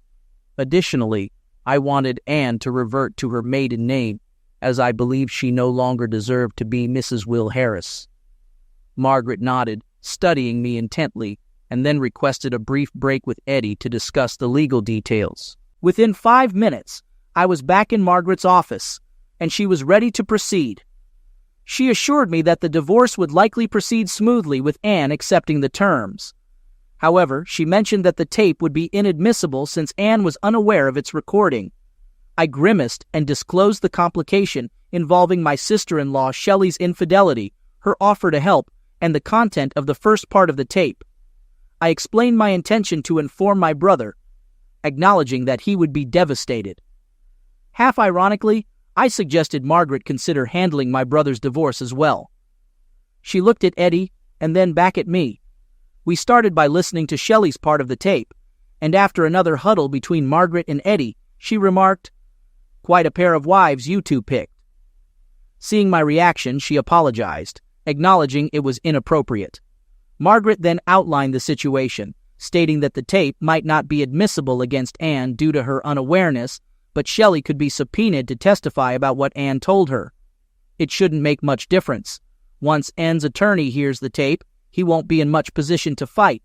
In your brother Dave's case, the tape is admissible because Shelley knew she was being recorded, so she's got no defense whatsoever. That divorce will be easy as long as he's not totally unreasonable. Then there's the health club. We can sue both them and Marion. Marion won't have much money, presumably, but Eddie and I can pretty much guarantee you a nice big check from the club somewhere in the high 6 figures to $1.5 million. The tape could be used in a civil lawsuit, and there's no way in hell they would ever let this get into the newspapers. Think of all the husbands who'd be canceling their wives' club memberships. She laughed briefly, maintaining a somewhat intimidating demeanor. Margaret assured that she would initiate the divorce documents, and Eddie escorted me out of the office. He expressed his apologies, assuring me that Margaret would fulfill my requests. Despite feeling terrible about the situation, I tried to smile and reassured him, saying, "It's okay, Eddie. This just means you and I will have more time to play tennis together." I expressed my gratitude, thanked him, and left. The rest of the day I submerged myself in details. I arranged a locksmith to meet me at the house at 4:30. I made a dinner date with Dave so I wouldn't be around when Anne came home. I cut off her credit cards and arranged separate accounts for our money. And I wrote her a note. It took several tries. Not easy to say goodbye to the love of your life, even under these circumstances. When I finally finished it, I put it in an envelope, wrote Anne's name on the front, and took it home. The locksmith finished by about 5:15. I had a beer, sitting by myself quietly in the kitchen. Then I taped the note to the outside of the front door, locked it, and left. I knew Anne would be home between 6 and 6:30. I idly wondered what she'd do first. Try the door and find her key. Didn't work or read the note. Our marriage is over. Now you'll be free to play around all you want with Marion and his big tool. I've had the locks changed. If you want to get your clothing and personal things, call my attorney. I left Margaret's name and number. She'll arrange for you to have supervised access to the house. When I'm not here, I won't be talking to you again. You broke my heart. I loved you as much as any man can love a woman, and I looked forward to our growing old together. Too bad our marriage vows didn't mean as much to you as some lovemaking with a big tool, or as much as they did to me. When Dave joined me for dinner, he immediately sensed that something was amiss. After placing our orders, I took a deep breath and disclosed that Anne had been cheating on me, and I was planning to divorce her. His reaction was evident, staring at me with an open mouth, a sight I hadn't witnessed before. He expressed shock, exclaiming, "Oh my God, Will! My God, Anne! Are you sure?" Realizing the obvious, he apologized, acknowledging it as a foolish question. He could see the truth in my expression and asked if I wanted to talk about it. I did, sharing my hurt and despair with my best friend over dinner. The beers provided some comfort, but having Dave's unwavering support meant even more. Towards the end of the meal, I revealed another aspect, mentioning that there's one part of it I haven't told him. Shelley is the one who got me proof. She taped a conversation of her and Anne talking, and Anne told her the whole sorry business. Dave looked at me sympathetically, expressing his sorrow. He added that he hoped it wouldn't make me angry, but he felt lucky to have a fantastic wife like Shelley. He mentioned that he's not surprised she helped me, as she has always liked me. He acknowledged that I haven't always approved of her, but began praising her. I couldn't bear to hear more praise for Shelley, especially considering the circumstances. I interrupted him, saying, "Listen, Dave, wait. Don't say anything else. Let me pay the bill, and I need you to come back to the house with me." A note with Will written on it in a flowery handwriting was found under the screen door. Without reading it, I dropped the note on the hall table and ushered him into the guest room. I communicated the seriousness of the situation to Dave, expressing my love for him and emphasizing our friendship. He responded with a wary look, not accustomed to such conversations. I urged him to listen to a tape recorded by Shelley, instructing him to stay seated while I went to another room.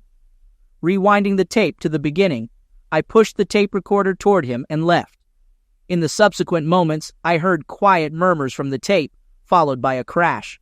Dave, seemingly agitated, paced around while the tape continued to play until it fell into silence. Upon entering the kitchen, Dave confronted me with intense anger, accusing me of relishing in the knowledge about Shelley and deliberately keeping it from him. He berated me for allowing him to praise her without revealing the truth. He insisted that I must be enjoying the situation, accusing me of harboring a long-standing dislike for Shelley. In response, I stood up and raised my voice, questioning what I had just discovered about him. My glare intensified, and gradually Dave's demeanor softened. His shoulders slumped, fists unclenched, and he sat down at the table, resembling an old man. After a moment, he apologized, saying, "Sorry, Will. I know you're hurting just like I am. It's just you obviously knew about this." "Why didn't you tell me, Dave?" I said as gently as I could. "You know how you were about Shelley. You would never have believed me. Remember that fight we had when I criticized something she'd said to Mom? I found out about Shelley a week ago, and I knew that I couldn't possibly tell you. You had to hear it for yourself. I only got the tape from her yesterday. The two of us emptied a few beer bottles while I told Dave the whole story. I began with seeing Shelley and Robbie at the restaurant, then the deal she offered me, the making of the tape, and my conversation with Margaret Adamson. She's handling my divorce, and she'll be happy to represent you too if you want. Our cases are pretty much a shoo-in, she says. We talked late into the night, and then Dave crashed in my guest room. He didn't have the heart to face Shelley. The phone rang several times, but we didn't answer it.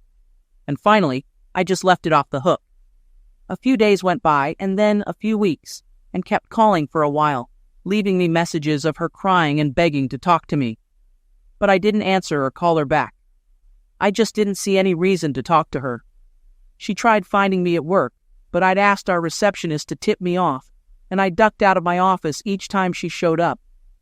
A couple of times I saw her car parked in front of the house when I came home from work, so I just drove right by and stayed away for a couple of hours until she left. Margaret Adamson did her work beautifully. The divorce papers were served. She fought through all the legal maneuvers that Inn's lawyer tried to pull, and a court date was set. In his initial conversations with Margaret, he claimed that no infidelity had taken place. Once she sent him a copy of the tape, we stopped hearing that line. Instead, he pointed out that the tape was inadmissible. Margaret didn't even dignify that one with a response. She just sat tight. And as the court date approached, Ann's lawyer finally called Margaret to ask for a settlement conference. The day after listening to the tape, Dave moved out of his apartment with Shelley and into my guest room. He drove over and watched the place until she went out, then called me. The two of us packed up everything he wanted and got out of there in less than 2 hours. He told me, "I don't want to see her. I don't want to hear a word she has to say. I just want to get the hell away from her." His eyes started to tear up, and I turned away. Was it a good thing or a bad thing that I knew just how he felt? Shelley left me a couple of angry, cursing messages at home, a nice counterpoint to Ann's remorseful ones. After a day or two, I started screening the messages, deleting any from Shelley and as soon as I heard their voices, Shelley called Dave at work and sent him letters. but he never responded to them. Margaret was handling his divorce too, and he and I just sat back and let her run the show. To my amazement, the lawsuits against Marion and the health club were resolved first. The one against Marion never went anywhere. He disappeared one day and left no forwarding address. But the health club, eager to avoid negative publicity, just as Margaret had predicted, reached a $1.1 million settlement. I signed a pledge of confidentiality and walked away with the largest check I'd ever seen in less than 10 weeks. My brother was a rock, and I guess I was for him too. We lived like two bachelors, going out to eat a lot, taking in a ball game from time to time, or just sitting around and talking over a few beers. We talked about, and then Shelley, about our lives with them, about how many great women there were out there just waiting for us. It wasn't easy to believe that last bit, and yet we were really able to help each other. I could see as plain as day that there wasn't a thing wrong with Dave that led to Shelley's behavior. She was simply a selfish strumpet. Likewise, Dave reassured me that Inch cheating wasn't a reflection on me, just an indication of how screwed up SG was. Neither of us probably believed the other one all that much, but it still helped to hear it. Dave was divorced first, as it turned out. He made it clear that he wouldn't talk to Shelley under any circumstances, and so Margaret handled the whole thing. She told him that Shelley had fought for more money at first, but that with the tape, she didn't have a leg to stand on. I went into the office with him the day he had to sign the papers. Shelley had already signed them. He smiled grimly, shook Margaret's hand, and thanked her, and then went off to the men's room. I heard him crying through the door. When I went to find him 3 weeks later, it was my turn. We met on a Tuesday, and in me and the two lawyers, and in her lawyer had agreed to a settlement, but insisted on 2 conditions: that I drop infidelity as a reason for the divorce, and that I meet privately with, and before we signed the papers, I told Margaret I was willing to see, but not willing to drop infidelity. Eventually, we agreed that I'd give Ann a chance to persuade me. If she could do so, we'd change it to irreconcilable differences, that old standby. In a weird way, I was looking forward to hearing what Ann had to say. Maybe I'm a masochist, but I loved her for 10 years, and I couldn't really imagine simply walking away without one final conversation. When I got there and was sitting in the conference room wearing a blue dress she knew I'd always loved. Her hair was shorter, and it looked great. She was pale, but she was the same beautiful woman I had loved for so long. "Okay, Ann, it's your meeting," I said neutrally. My heart was pounding, but I tried to look calm. "Just 2 things. All right? Please don't tell me how much you love me, and don't tell me it was just love-making." She flushed, and I could see tears welling up in her eyes. "Will, I'm so sorry, but how can I not say those things? I screwed up, plain and simple. I was selfish and thoughtless, and I hurt you. But it was just love-making, nothing but a stupid, stupid impulse. I gave in to you. Can't imagine how much I've gone over it, how many times I wished I had never done it. Yes, well, but you did do it, didn't you? I had no intention of making this easy for her. Just being in the same room with her, knowing that we were about to separate for good, and why broke my heart all over again." I went to the window and gazed out, unwilling to let her see my stricken face. Behind me, I could hear her crying softly. "Baby, it was. It didn't mean anything, you know.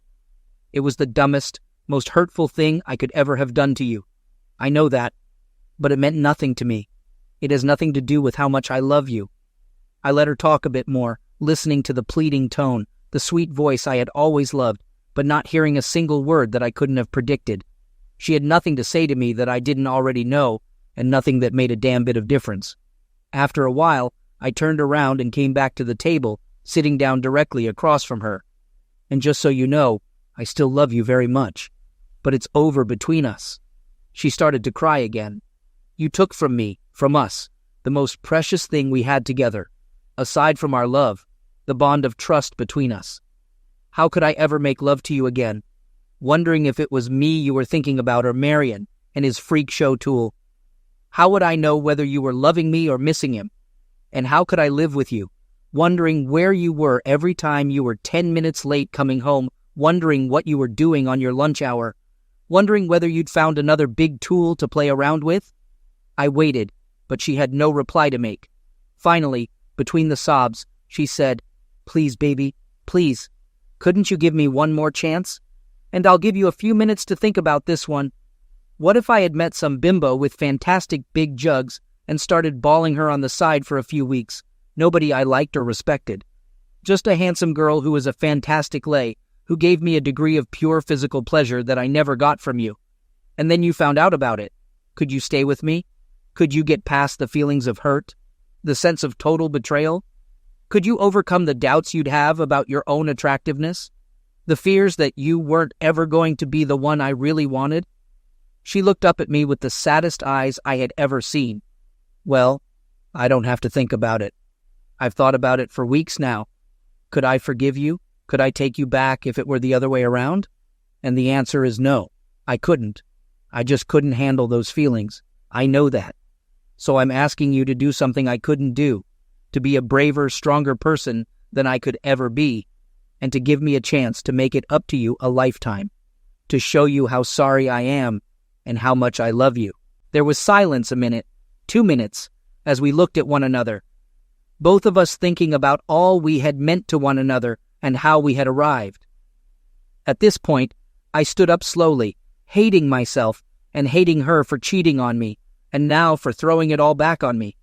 I don't know whether I can't do it or won't do it, but I'm not that braver, stronger person you want me to be. Goodbye. And I waited by the open door for a moment, looking back, giving her a chance for the last word. She had her head down, crying. She didn't say anything else. Margaret was waiting for me down the hall, a surprisingly sympathetic look on her hard face. Let her have irreconcilable differences, I growled. It doesn't make a damn bit of difference to me. Dave and I sat at my kitchen table. We'd had a few, but we weren't drunk. Listen, I said, I've made some plans. He nodded, and I went on. After the lawyer's fees, I still have nearly $800,000 from that settlement. I've invested all but $50,000 of it in some nice, safe places, so there will be a lovely nest egg for when we're old and feeble. But the last $50,000 has been designated to Will and Dave Harris Recovery Fund, and we're going to start spending some of it. I've rented us 4 weeks at a 2-bedroom condo in Cancun, starting 2 weeks from now. Go tell your office you're taking some time off.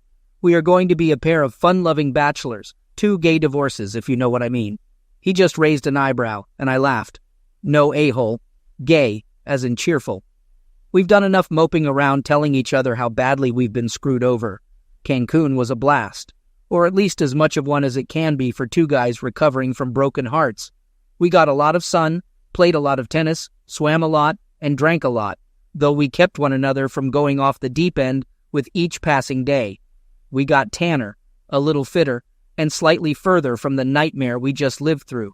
And let me say, God bless my charismatic and charming brother. Despite the blow to his self-confidence that Shelley had laid on him, he got his old groove back, and we had a lot of female companionship. His favorite stunt, and damned if it didn't succeed 75% of the time, was to spot 2 attractive women sitting together. He'd drag me straight over to their table, smile winningly, and say, "Pardon me, ladies. I'm sure you wouldn't be comfortable letting a stranger buy you a drink, so let me introduce my brother, Will Harris." Then it was up to me, the shyer one, to say, "Delighted to meet you both. This is my brother, Dave Harris." Then he would step back in. Phew, glad that's taken care of. "Now, may we buy you a drink?" By this time, the women were usually at least grinning, if not laughing, and we'd mostly find ourselves with female companionship for the evening. Sometimes the companionship lasted until breakfast. After all, unattached women in Cancun were as eager for fun as we were. I had maybe 6 different women in my bed over those 4 weeks, and I imagine Dave's number was a little higher. Mostly it was fun, just laughter and pleasure, and keeping it light. The first couple of times I made love to a woman, I was tentative, distracted by thoughts of Marion and his huge tool, even though both he and were thousands of miles away. It was hard to compete with what I knew he had done to her, but the women didn't seem to notice, and being with someone new got easier each time. One-night stands may not be for everyone or for every stage in a person's life, but they seemed to be what Dave and I needed. Only one of the women was different, Shannon, a tall Irish redhead a year younger than I was. We did all the same things, had some drinks, laughed a lot, went for dinner, did some dancing, and back to my place to bed. She was handsome and responsive, as eager to be with me as I was to be with her. We had a lot of fun. When it got different was later, around 3 a.m. For some reason, I woke up and just lay in bed, Shannon softly breathing in sleep beside me. Thoughts of and filled my head and all that we had had together and how it had been taken from me. I started crying very quietly, and before I knew it, Shannon was kneeling beside me, holding me in her arms, saying, "Let it out, baby, it's okay." I was embarrassed, but I couldn't stop. She kept soothing me, and finally, in response to her urgings, I told her the whole story. By the time I was done, the sun was rising. We shuffled into the kitchen, and I made breakfast for us while she told me her own story. Also a divorce, no cheating, just a husband who grew ever more distant, ever more driven and career-oriented, until there was just no marriage left. She'd been on her own for nearly 2 years. After eating, we found our way back to the bedroom without a word spoken and made love. The night before had been screwing, fun, exciting, friendly, but just lovemaking. This time, we looked into each other's eyes, murmured tenderly, and found a very different level of closeness. My one-night stand with Shannon turned into 4 wonderful nights. In the afternoon, she left. My brother Dave was a little worried about me, I think. Urging me to meet new ladies, he mentioned it was time to move on. I acknowledged that one was special. He agreed, saying he liked her too. However, he reminded me that she had gone home, and we still had 10 more days to spend down here. He dragged me off to the tennis court, then the pool, and by that evening, we were chatting with 2 secretaries from San Francisco on their very first trip outside the United States. That night, they slept in their own hotel room, but the next afternoon, Barbara joined me in my room for her first ever experience on foreign soil. Dave and I went out for dinner at a steak place we both liked. It had been 8 months since Cancun. Dave had long since found a terrific apartment he liked, but we still spent a lot of time together. Just after we ordered, Dave leaned forward and mentioned quietly that across the room, 2 couples had just sat down, and one of them was her, with some guy. I appreciated the warning, and despite my sudden thumping heart, I waited a few seconds before casually turning around to look across the dance floor. She had already spotted us and was looking steadily over at me. I gave her a friendly, non-committal smile and a wave, and she smiled back. Then, I forced myself to turn around and chat some more with my brother. He inquired if this was the first time I had seen her since the divorce, and I nodded. I admitted that I didn't think I'd have this much of a reaction, but the surprise had something to do with it. I suggested to Dave that he do me a favor. Let's enjoy our dinner and not tell me anything about what she's doing over there, how she looks. I didn't want to know. Dave agreed, saying that it's fine, and then he launched into a funny story about a coworker who had been flirting with him for a couple of weeks. While he wasn't terribly interested in her, he was enjoying the game. While enjoying our coffees and casually observing the dancing couples, I felt a hand on my shoulder and heard that familiar voice inquiring about my well-being. Rising from my seat, I gazed into Anne's eyes and offered a greeting, once again caught off guard. She suggested a dance for old time's sake, and I agreed willingly. As we danced, memories flooded back. Her warmth in my arms, her beauty, and the nostalgia for happier times. Amidst discussing mundane topics like our jobs and the weather, we eventually lapsed into silence. Lost in the emotions of holding her again, I reflected on the dances we shared and the realization that those moments were now memories. Towards the end of the dance, Anne pulled back to look into my eyes and inquired about my well-being. Despite not owing her any honesty, I decided to share my feelings. I expressed that I was all right, pretty good, I guessed. Some days were better than others. Seeing her that night, dancing together, was powerful, and I didn't know I would feel this much. Anne, with a serious expression, confessed that she wasn't so all right. She missed me every day, and being in my arms again had a profound effect on her. Unsure of how to respond, I remained silent as the music played its last chords. Anne hesitated to let me go and shared a thought. Had I ever wondered if I made the right decision? She admitted that she still thought about us all the time, but usually didn't get much past wondering why I made the wrong decision. Later, when I dropped Dave off, he expressed concern about my well-being. I reassured him, acknowledging the inevitability of such encounters in a small town. Confirming our tennis plans for the next day, I headed home. In the dim bedroom, as I undressed quietly, she rolled over towards me and inquired about my evening with Dave. I shared the strangeness of the encounter, contemplating that it might have been for the best that she hadn't joined. She responded with a loving smile, proposing that I hold her for a few minutes. Embracing, I felt her tender kisses along the side of my neck, savoring her familiar scent.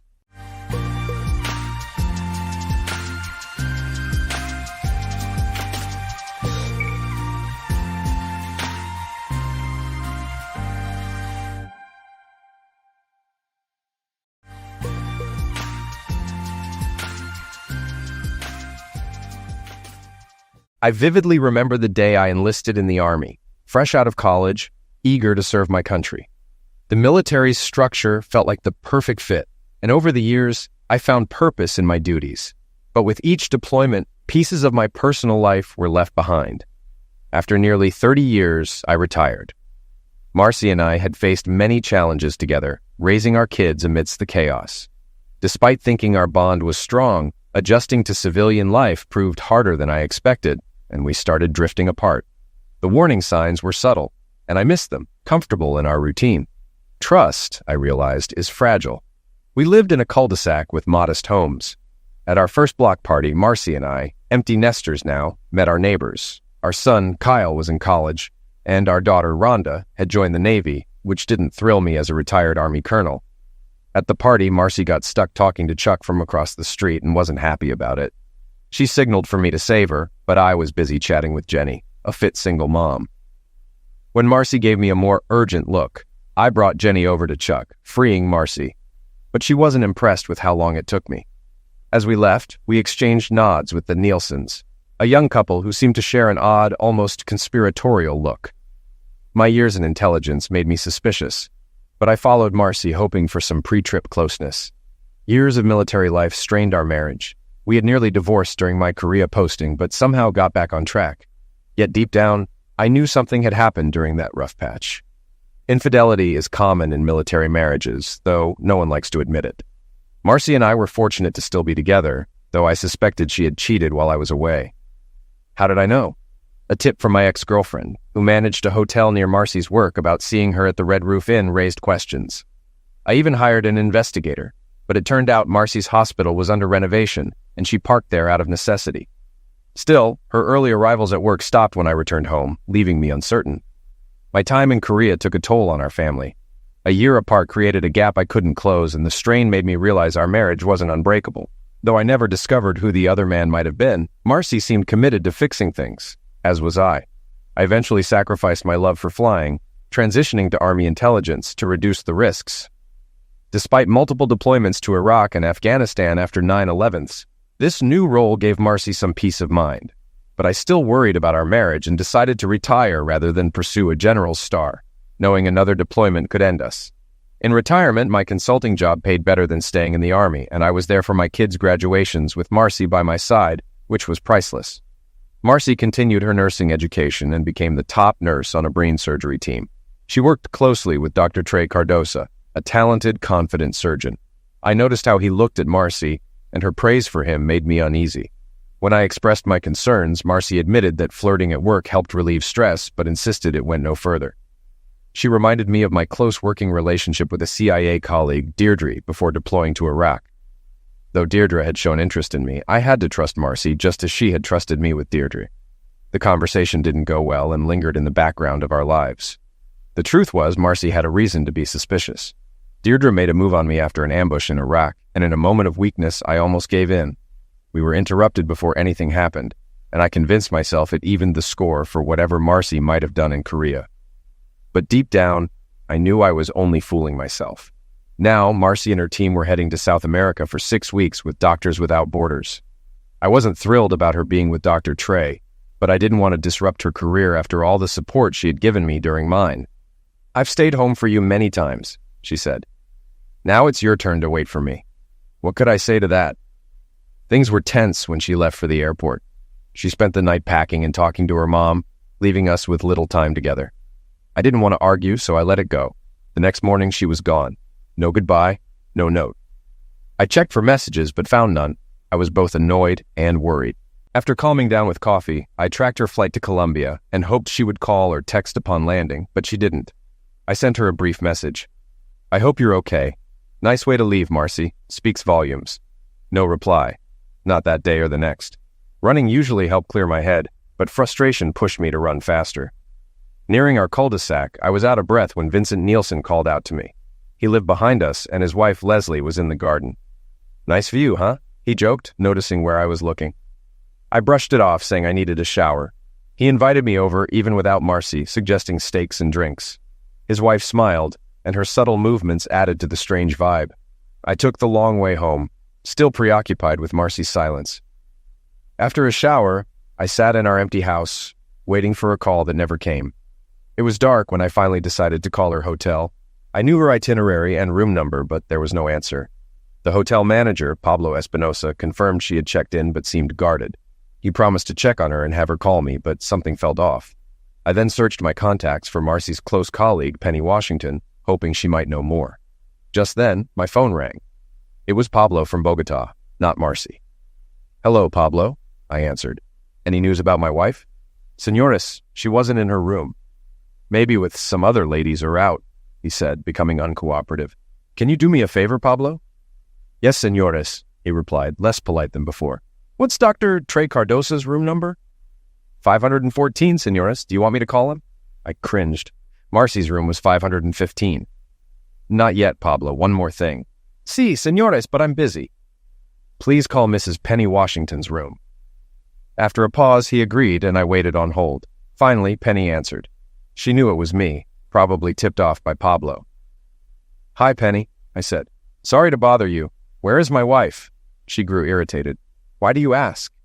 "Don't play games, Penny. Marcy's room is next to Trey's, and she's not in it. You know why." "Rick, you should talk to your wife," she replied, but I overheard a man asking, "Who is that?" "Maybe I should talk to your husband about the man in your room, Penny. I have his number." She quickly responded, pleading, "Please don't call my husband. This is the first time. I don't care how many times you've cheated, Penny. Tell me where my wife is, or I'll call him right now." Reluctantly, Penny transferred me to Trey's room. The phone rang and Trey answered, thinking it was Penny. "Sorry to interrupt, Trey," I said coldly, "but this is Rick Weston. I need to talk to my wife." He hesitated, then played dumb. "Why are you asking me?" "Trey, if you value your hands, put Marcy on the phone, now." After some noise, I heard Marcy's voice. "Give me the phone, Trey," she said. "Rick, I didn't expect this conversation tonight." "What are you doing in his room, Marcy? Why didn't you respond to my texts?" "What do you think, Rick?" she snapped. "I was having a good evening after a stressful day until you called. Just tell me the truth. Are you and Trey having an affair?" She paused, then asked Trey to leave. After a moment of silence, she finally spoke. "Rick, I've been a good wife and mother. I'll be home in 6 weeks and we can talk then. But right now, just let me have this. Just once." "If I don't mind," I replied, stunned. "You didn't even have the decency to talk to me before you left. Rick, all that would have done is start a fight." "You think?" I said sarcastically. "Maybe I would have asked you to stay." "I might have stayed," she admitted, "but I needed this, just once, to feel alive." "And Trey?" "He's just a distraction, Rick. I don't love him." "How convenient," I said, then heard a knock at the door. "Marcy, I have to go," I told her. "I love you, Rick." "I love you too, Marcy, but I'm not sure I'm still in love with you." I hung up. When I opened the door, Leslie was standing there alone. "Evening, Rick," she said with a smile. "Hello, Leslie," I replied, noticing how stunning she looked. "Are you going to let me in?" she asked, raising an eyebrow. "Sure," I said, stepping aside. She handed me a bottle of wine. Red Moscato, my favorite, something Marcy must have told her. "I was hoping you needed some company," Leslie said. "Not sure how good I'll be, but I do have some questions." "Ask away," she replied, searching for wine glasses. As I poured, I asked, "Where's Vincent?" "He's out playing cards with friends." "I see," I said, thinking about how often I left Marcy alone during my military career. "Marcy's in South America, right?" Leslie asked. "Have you heard from her?" "Funny you ask. I was just talking to her when you knocked." "Oh, I'm sorry, Rick. Did I interrupt?" "No, we said what needed to be said," I replied, sensing she could tell I was in a bad mood. "Leslie, I think we need to talk." We locked eyes, both of us questioning. Leslie pursed her lips and then nodded. "Let's sit," I suggested, pointing to the living room. She sat at a slight distance from me, crossing her legs. "How much has Marcy told you?"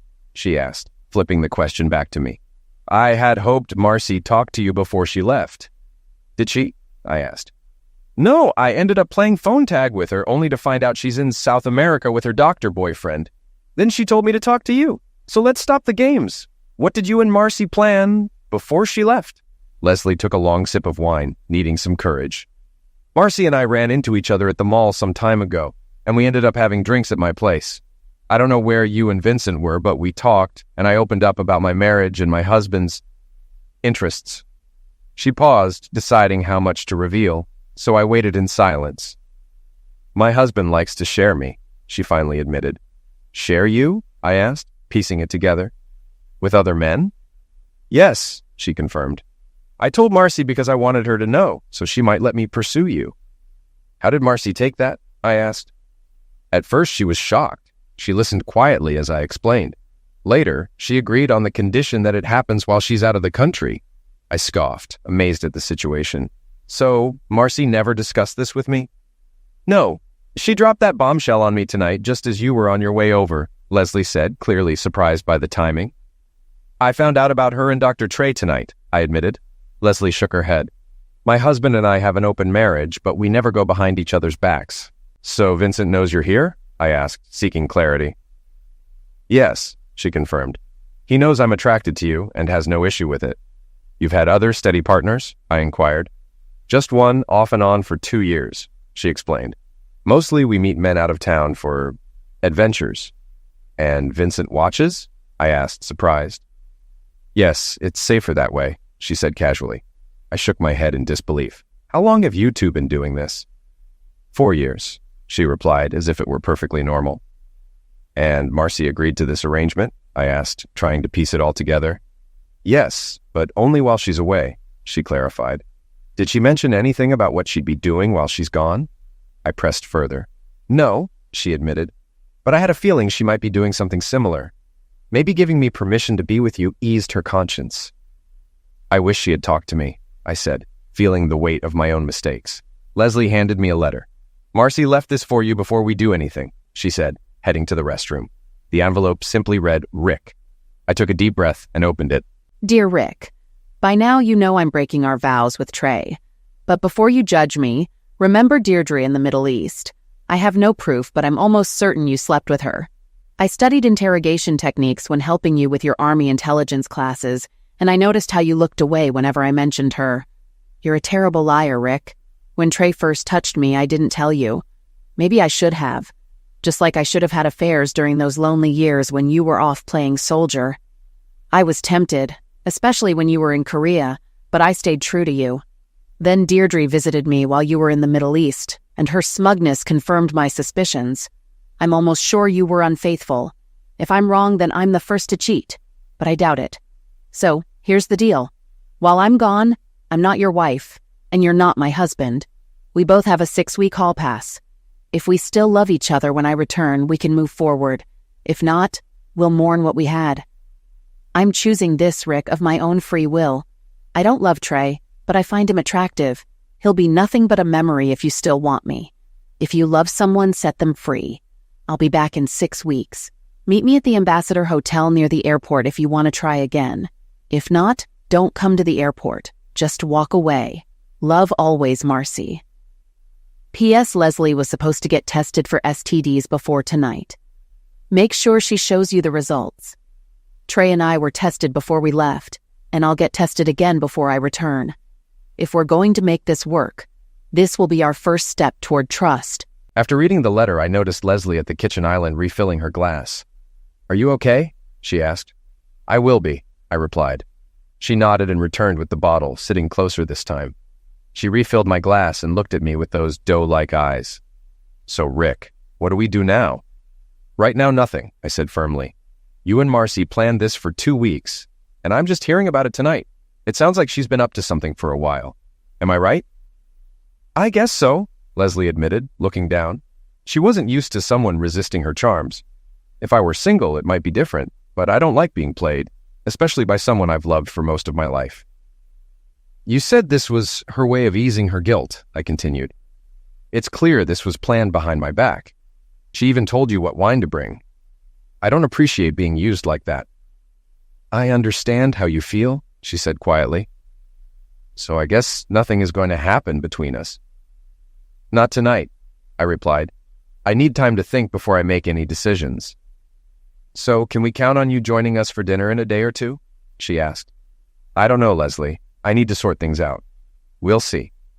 Okay, she said softly. Just know I'm here for you.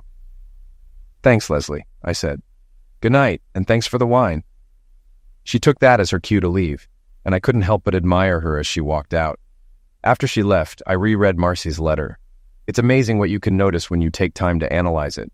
Marcy's tone was venomous when she wrote about Deirdre, even though she wasn't sure we had slept together. Then, a few paragraphs later, she practically encouraged me to sleep with Leslie. The contrast didn't make sense to me. Yes, Deirdre and I got close in the Middle East, but we never had sex. It happened once, after surviving an ambush. It wasn't planned like Marcy's affair with Trey and this whole setup with Leslie. I felt guilty at the time, but I also suspected Marcy had cheated, so it seemed like a twisted form of justice. I also wondered why Marcy didn't want me to meet her at the airport. Was she afraid I'd get angry? I had never given her any reason to think I'd get violent, and why meet at the hotel instead of coming home? Then it hit me. Was she really that devious? Considering she plotted all this right under my nose, the answer seemed clear. But what was really going on? I scanned the room, suspicious of any surveillance devices. Could there be a camera in the smoke alarm? I decided to make some calls, but not inside, just in case I was being monitored. I grabbed Marcy's itinerary and stepped outside to the swing chair on the porch. Marcy knows I'm a consultant, but she doesn't know I'm actually the senior security consultant for Acme Global, responsible for the safety of our offices worldwide. I have contacts I can call on when needed. My first call was to Alan Williams, the top tech specialist in my department. He answered the phone with a straightforward, "Williams." "Alan, this is Rick. How's it going?" I asked. "Pretty good, boss," Alan replied, "but I doubt you called just to chat." "No, I didn't," I admitted. "I need your expertise." I then gave him a brief rundown of the situation and my concerns. "I'm sorry to hear that, Rick. I understand," Alan said sympathetically. "Give me 45 minutes to get my gear and I'll be over." "Thanks, Alan. I appreciate it," I said before hanging up. Next, I scrolled through my contacts and made another call. "Hola, Senor Rick," came the cheerful voice on the other end. "Ernesto? How are you, my friend?" I asked warmly. Ernesto Trujillo was my go-to guy in South America, based in Bogota, the same city where Marcy and her lover were staying. I trusted Ernesto completely. "Doing well here, boss," he said. "Didn't expect your call today. What can I do for you?" I gave him the same rundown I had given Alan. "Damn," he replied. "Sorry to hear that. You need eyes and ears on the ground, right?" "Yes, Ernesto," I said, providing him with the hotel details, room numbers, and the manager's name. "Can you handle it?" "Absolutely. You want audio, video, and pictures?" "Yes, the works. And send me daily updates. Let me know if you need any extra funds." "Got it. I'll get started and be in touch soon." "Thanks, Ernesto. I appreciate it. Send my best to your family." "Will do. Talk soon." After the call, I emailed him Marcy's itinerary. Shortly after, Alan arrived with his equipment.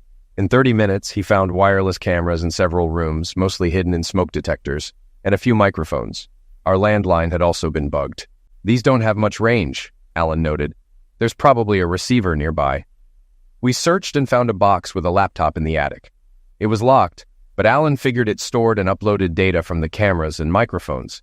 Alan discovered the gear belonged to Smith Investigations, with an address and phone number conveniently labeled. "What do you want me to do with this?" Alan asked. "Disable everything?" I considered it, but decided differently.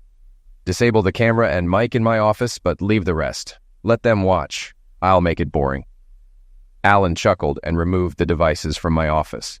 He then checked the computer Marcy and I shared and found a keylogger and spyware installed, which he removed. "Why do you think she did all this?" I asked. "Probably setting you up for something, maybe a divorce," Alan suggested, confirming my suspicions. "You're probably right," I said. "One more suggestion," Alan added. "If the investigator installed all this, he might still have a key. You should change the locks and security codes." "Good idea. I'll call a locksmith right away. Thanks for everything, Alan." After he left, I called a locksmith to change the locks and codes, not wanting any uninvited guests. As I waited for the locksmith, I logged into Marcy's account on our shared computer, curious about her recent activities. Her email opened without needing a password. Her credentials were saved, and she hadn't updated them as I had suggested. For once, I was glad she didn't follow my advice. Normally, I respected her privacy, but this situation was different. I searched through her emails and found several exchanges with Trey, the doctor she was now involved with in Bogota. Rather than read them all at once, I exported and saved them to a thumb drive for later review.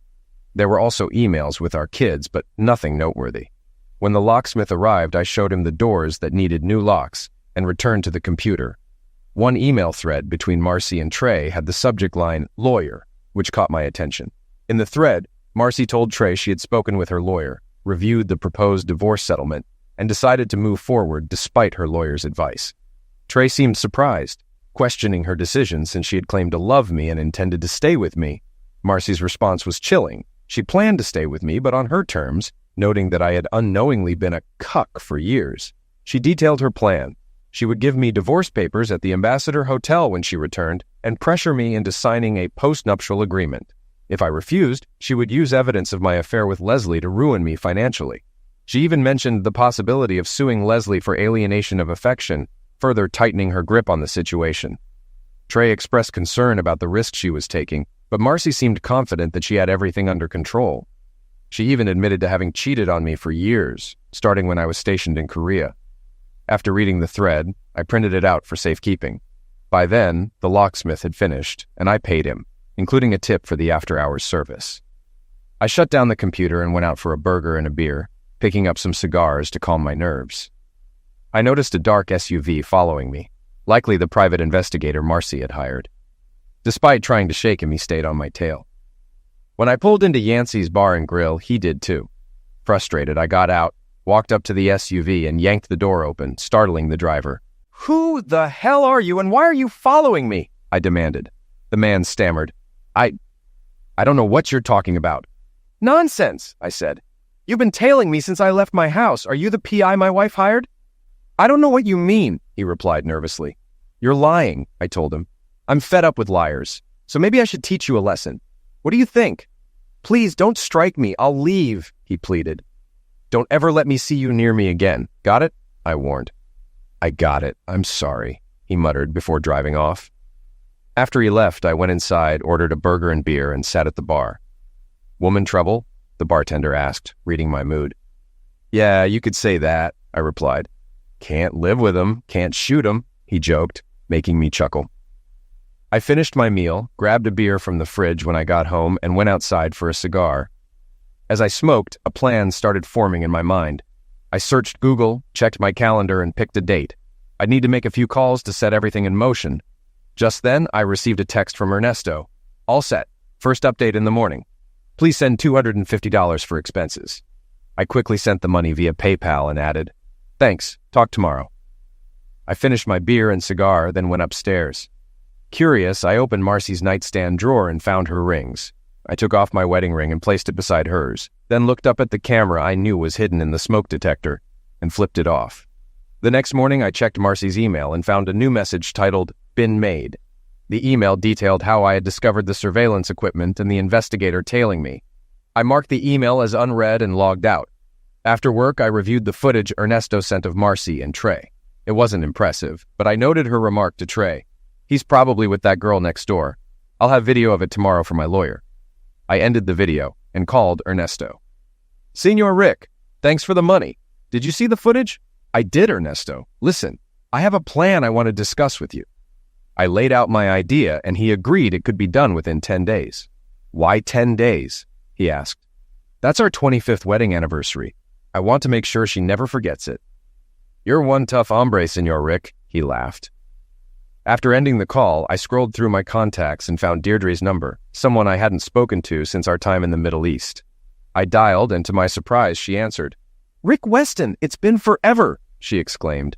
I briefly shared my situation, and she listened in shock. When I read her Marcy's letter, she responded angrily. "That lying witch. I never said anything like that. We were just a team watching each other's backs." "Thanks, Deirdre. I regret what happened between us, but none of it justifies what Marcy's doing now," I said. "Rick, you have nothing to apologize for. We were under extreme stress, and I don't regret it. So what's your next move?" she asked. I told Deirdre my plan and waited for her reaction. After a moment, she replied, "I like it. I really like it. I have someone in Colombia handling part of it, but I don't have access to everything I need for the rest. I think I can help with that, she offered. When do you want this done? In 10 days, on our 25th anniversary, I replied. Oh, you're wicked, she laughed. Consider it my anniversary gift to you. We both chuckled. Then she added, You know, I've thought about you a lot since the war in the Middle East. I've thought about you too, I admitted. We made a great team. I haven't connected with anyone like that since, she said, a hint of sadness in her voice. I'm sorry to hear that, I responded. That's life, I guess, she replied with a sigh. I've been thinking about retiring. They've got me pushing papers now. If you do retire, I know a place that would hire you, I suggested. Would I be working with a certain retired Army colonel? She asked, a playful tone returning to her voice. Definitely, I confirmed. Well, that's something to look forward to, she said. Then more seriously, she asked, Rick, do you think we could reconnect? Yes, I answered honestly. Marcy's made her choices. I'm not going back to her. Good, she said with relief, because I'd like to finish what we started in the Middle East. I'd like that too, I agreed, but I need to handle a few things first. I understand, she said. Just don't make me wait too long. I won't, I promised. This divorce will take some time, though. I get it, she replied. Just know I'm here if you need someone to talk to. It's great hearing your voice again, I told her sincerely. Yours too, she replied warmly. But my dinner's getting cold, so I'll talk to you soon. Promise? I teased. You'd better, she joked back. After we ended the call, I felt better than I had in a long time. Deirdre still cared, and that meant a lot. I was brought back to reality by knocking at the back door. It was Leslie with a plate of lasagna. I thought you might be hungry, she said. Mind if I come in? Sure, put it on the counter, I replied. She smiled and set the plate down. I hope you like it, or maybe you'd prefer something else. I was tempted, but decided against it. My conversation with Deirdre reminded me of what really mattered. As tempting as that sounds, I'll have to pass, I said. Her expression shifted to concern. What's wrong? Marcy gave you a hall pass. I do find you attractive, but Marcy's got a camera right there, I said, pointing toward the smoke detector. Why don't you wave hello? She looked up at the detector, shocked. Are you serious? Yes, I confirmed. She installed cameras all over the house and even hired a PI. Maybe he's watching you too. She shook her head, clearly unsettled. I had no idea. Come to my office, I suggested. Once there, I handed her a printout of the emails between Marcy and Trey. After reading them, she was stunned. Oh my God, I didn't know, Rick, I swear. I believe you, I assured her. She played us both. What are you going to do? She asked, concerned. I'm filing for divorce and won't be with anyone until it's finalized, I replied. Can we still be friends? She asked hopefully. Of course, I said, but nothing more. Okay, Rick, she sighed. I'm sorry about everything. Enjoy the lasagna. Thanks, Leslie, I responded. I escorted Leslie to the back door, watching as she left. She looked good in those shorts, but I wasn't about to risk everything. After she was gone, I changed into my running gear, figuring the lasagna would still be warm when I returned. After my run and a shower, I dug into the lasagna. It was loaded with cheese, mushrooms, and meat, just the way I like it. It hit the spot. I washed the plate, grabbed a beer, and headed to my office, pausing to flip off the camera in the front room. First, I checked Marcy's email. She had responded to the investigator, telling him to ease off for now. No other significant emails. Then I checked her finances. We had 3 accounts, one for each of us, and a shared household account. I noticed she had saved quite a bit, but also paid a hefty retainer to attorney Allison Hargraves, and a significant amount to Smith Investigations. A few Victoria's Secret charges also stood out. Nothing I'd ever seen her wear. Curious about Hargraves, I did a quick search and found she was a family law attorney and author who promoted female-led marriages. Her book had stirred some controversy, and she was known for pushing the hot wife and cuck lifestyle. I bought the cheapest Kindle version and took it to the patio with a beer and cigar. After skimming through the psychobabble, it was clear Hargraves had a strong disdain for men. I couldn't believe Marcy chose her as an attorney. It spoke volumes. My phone buzzed, and I saw a text from Ernesto. He could arrange what I needed, but it would cost $1,000. I decided to transfer the money from Marcy's account, ensuring any trace would lead back to her. I messaged Ernesto to confirm the transfer was done. The next few days flew by. My routine became checking Ernesto's updates, Marcy's email, going to work, running, eating, and unwinding with a beer, cigar, and TV before bed. I didn't care that Marcy never called or texted. I was enjoying the silence, as whatever love I had for her was gone. I saw Leslie only once after showing her the emails. When I returned the plate, Vince invited me to dinner, but I declined, saying I had things to do. He seemed disappointed, but I was relieved Leslie stayed away. I didn't need that distraction. The highlight of my days was talking to Deirdre. We chatted every couple of days, discussing life, dreams, pets, and even my kids. The more we talked, the closer I felt to her, and I realized I was falling for her. Eventually, I scheduled a meeting with Allison Hargraves. Her receptionist welcomed me with coffee, and I shook Allison's hand as I introduced myself. She seemed about my age, well-dressed, and in decent shape.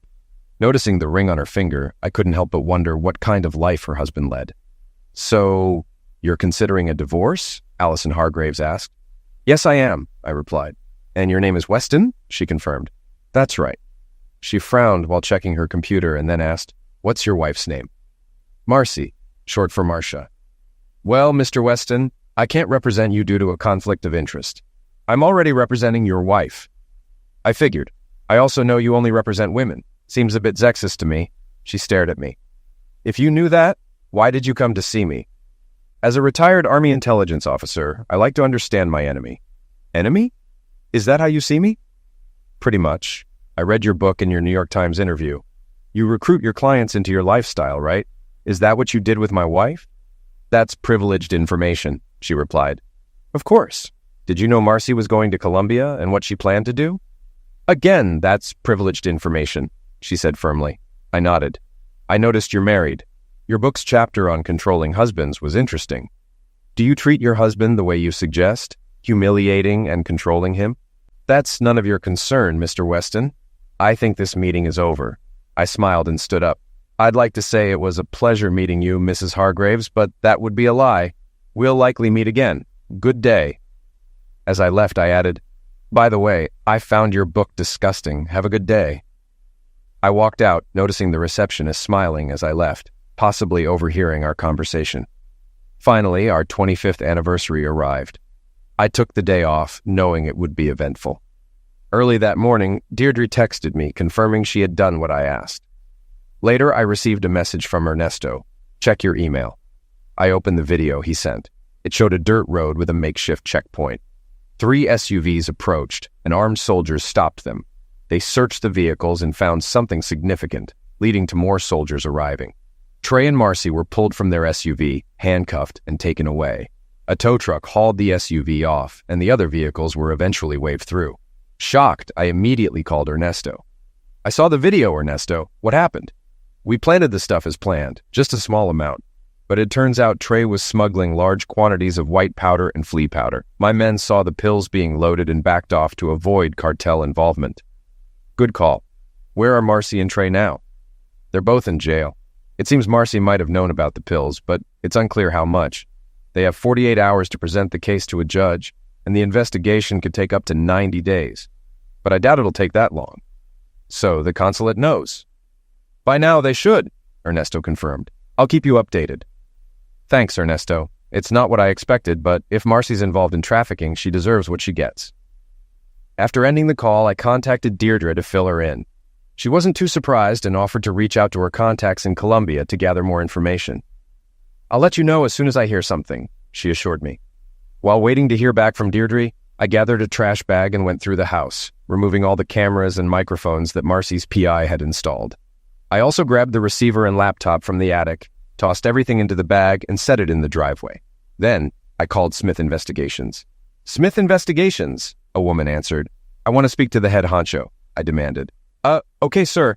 One moment," she stammered, clearly taken aback.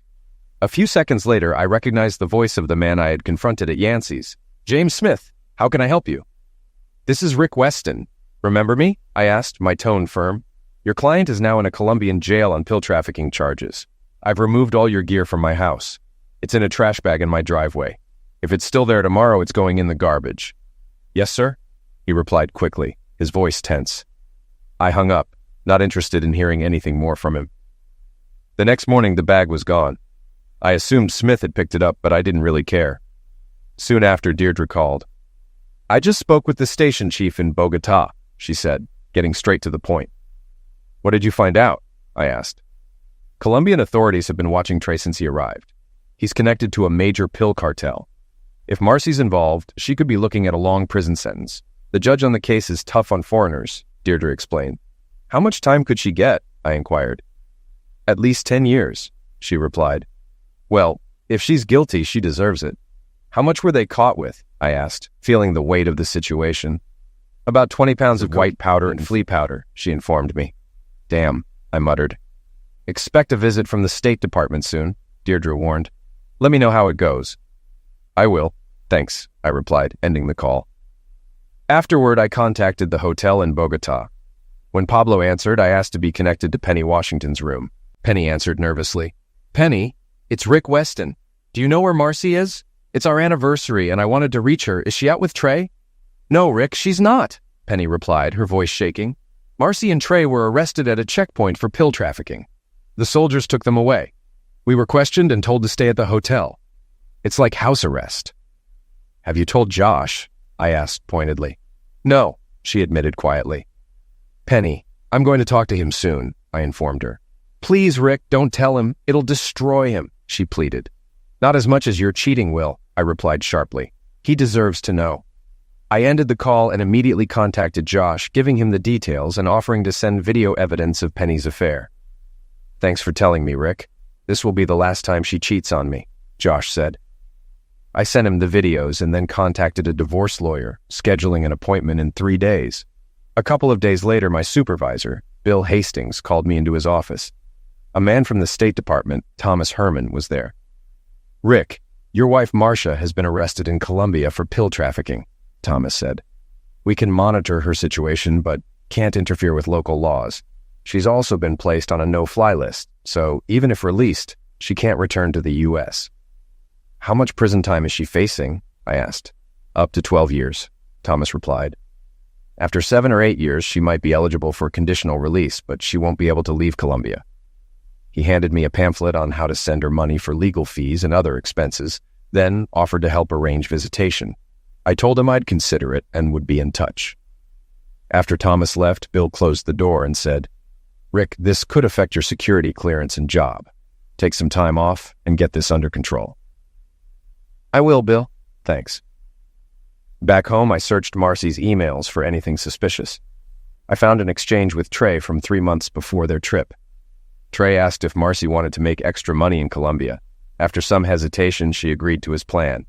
Good girl, Trey replied. Trust me, you'll be glad you did.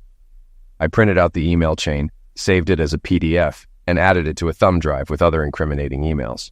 Next, I reviewed the videos, skipping the physical parts, and found a conversation the day before they were caught. I noted the timestamp. Are you ready? Tomorrow's the big day? Trey asked. I think so, Marcy replied nervously. Good. The product will be in our vehicle tomorrow morning, in boxes marked as medicine. We won't even have to touch it. And you're sure we won't get caught? Marcy asked. I've been on that road many times. No checkpoints. If this works, we can do it again and retire with the money. Sounds good to me, she said. Bingo. I saved the video to my thumb drive and gathered my thoughts. I then emailed the kids to arrange a Skype call for the next evening. After that, I called Ernesto to update him. Damn, what's your plan? He asked. I'm going through the rest of the evidence. I have a lawyer appointment tomorrow and plan to deliver the divorce papers myself. You're coming here? He asked. Yes, and I'll hand the evidence to the prosecutor too. You can stay with me and my family, Ernesto offered. Thanks, Ernesto. I look forward to Lupe's cooking. We laughed, and I promised to call when ready to fly down. Afterward, I arranged to send money to Marcy through Western Union, draining her account. Then I packed her belongings into trash bags, including our wedding album, and stuffed them into her car. I called her parents, informing them about the divorce and Marcy's situation. They were heartbroken, but agreed to pick up her things.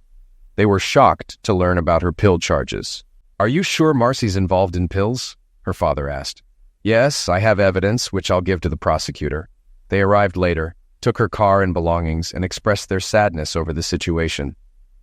Please stay in touch, Rick, her mother said as she hugged me. I will, I promised.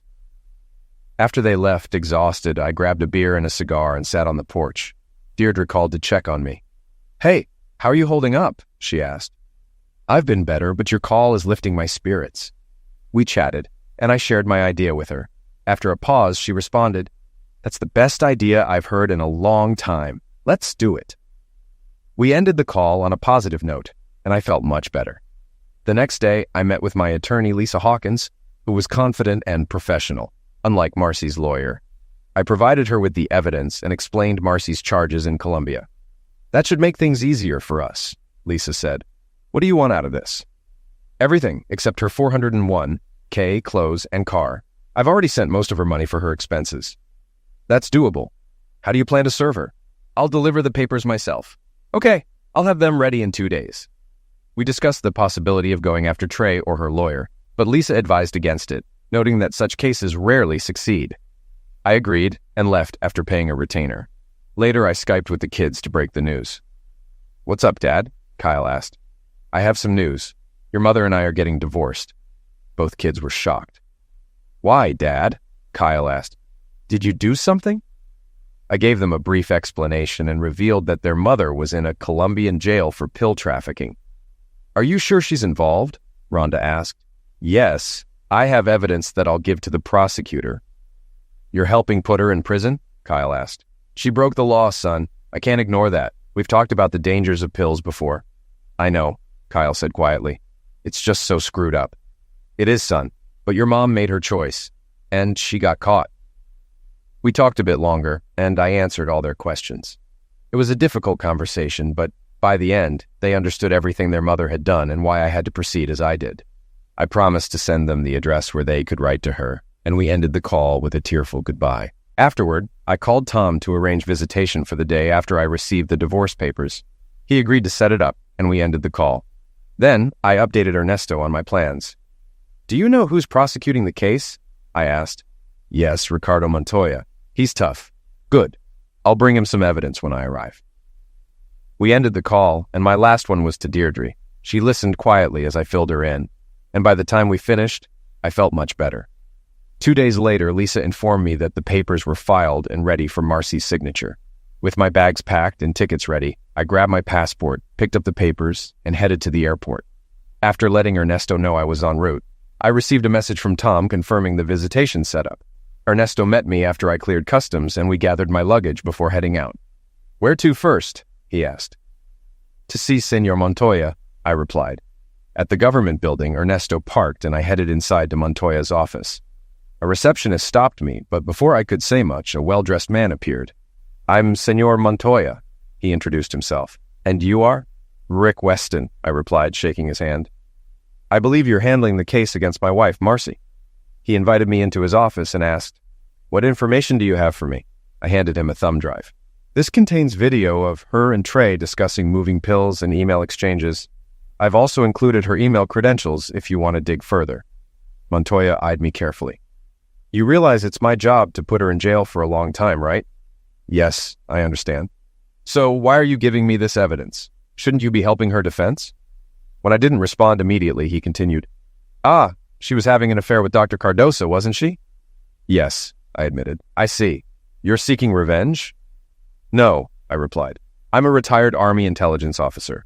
I can't ignore the law, even for my soon-to-be ex-wife. I'm also here to serve her divorce papers. Use the evidence as you see fit." Montoya nodded. "All right, Senor Weston, I'll review your evidence. How long will you be in Bogota?" "Just a day or two, enough to serve the papers and return to the States."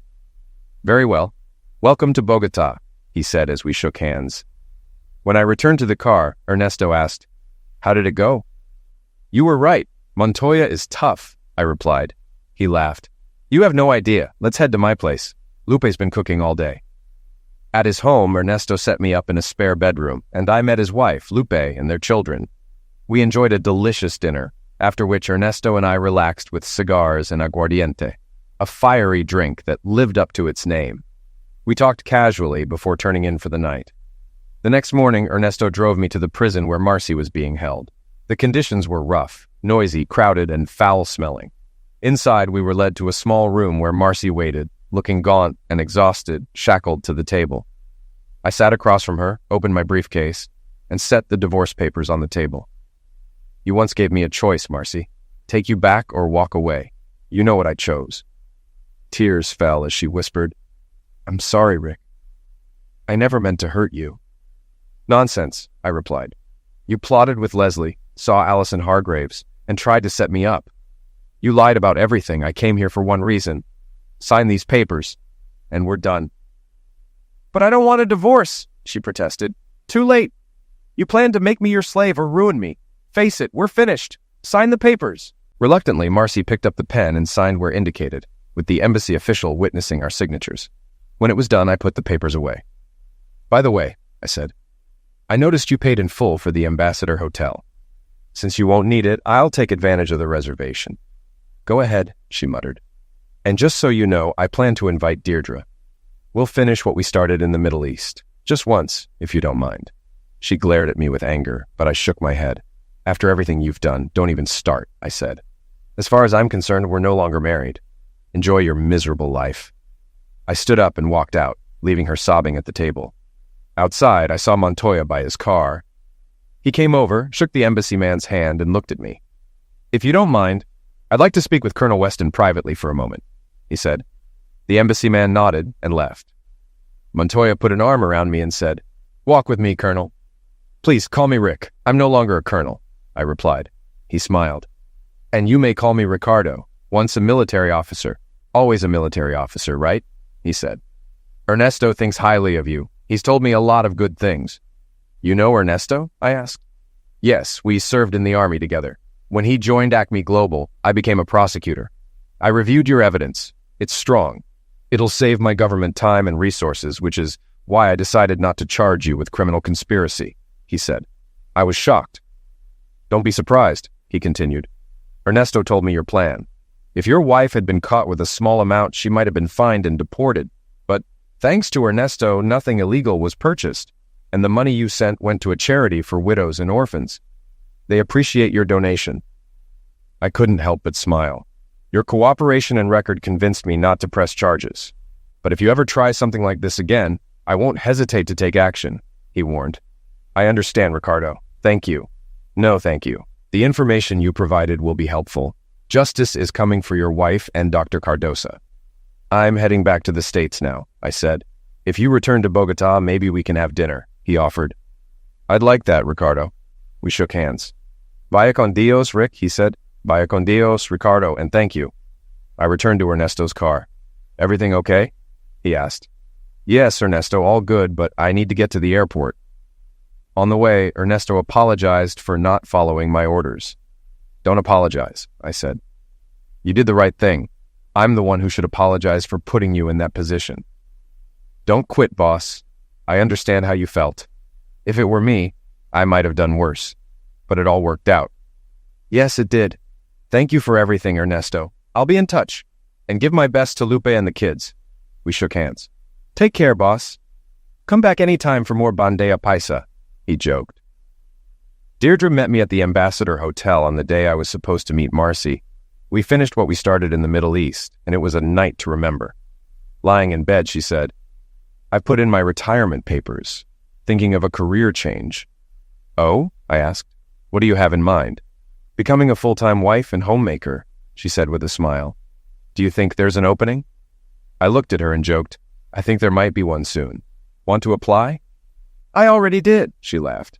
"And you know I've fallen in love with you," she said. "I've fallen in love with you too," I replied. "So, shall we make it official?" she asked, even though my divorce wasn't final yet. "Why not? Will you marry me?" I asked. She kissed me deeply.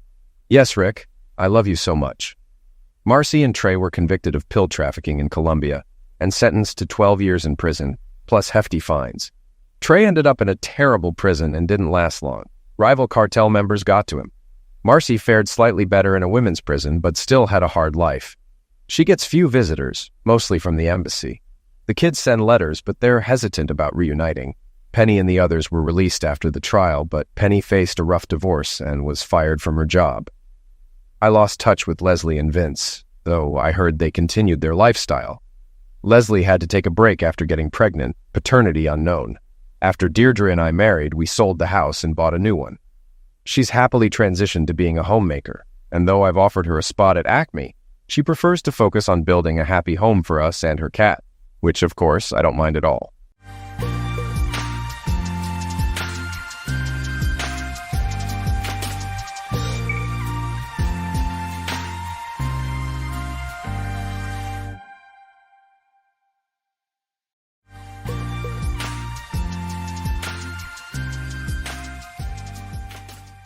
My 29-year-old wife, who is beautiful, expressed her desire to pursue relationships outside of our marriage in clear terms, making it easy for me to understand. To set the stage, I had arranged a fancy dinner at one of our beloved upscale restaurants. I ensured everything was impeccable, from the elegant white tablecloths to the impressive wine selection. I even splurged on a diamond necklace she had been eyeing, spending close to $1,000. Little did I know I would soon need to recoup that expense. Throughout dinner, I sensed her unease. Our usual laid-back conversations carried an undercurrent of tension. She appeared preoccupied, scanning the room as if in search of something or someone. Normally, her gaze met mine steadily, but now it wandered aimlessly. Eventually, after we completed the main course and indulged in more wine, she broached the topic weighing on her mind. "Honey, there's something I've been pondering for a while, and I believe it's time to address it." I paused, delicately placing my wineglass on the table. What could she possibly be referring to?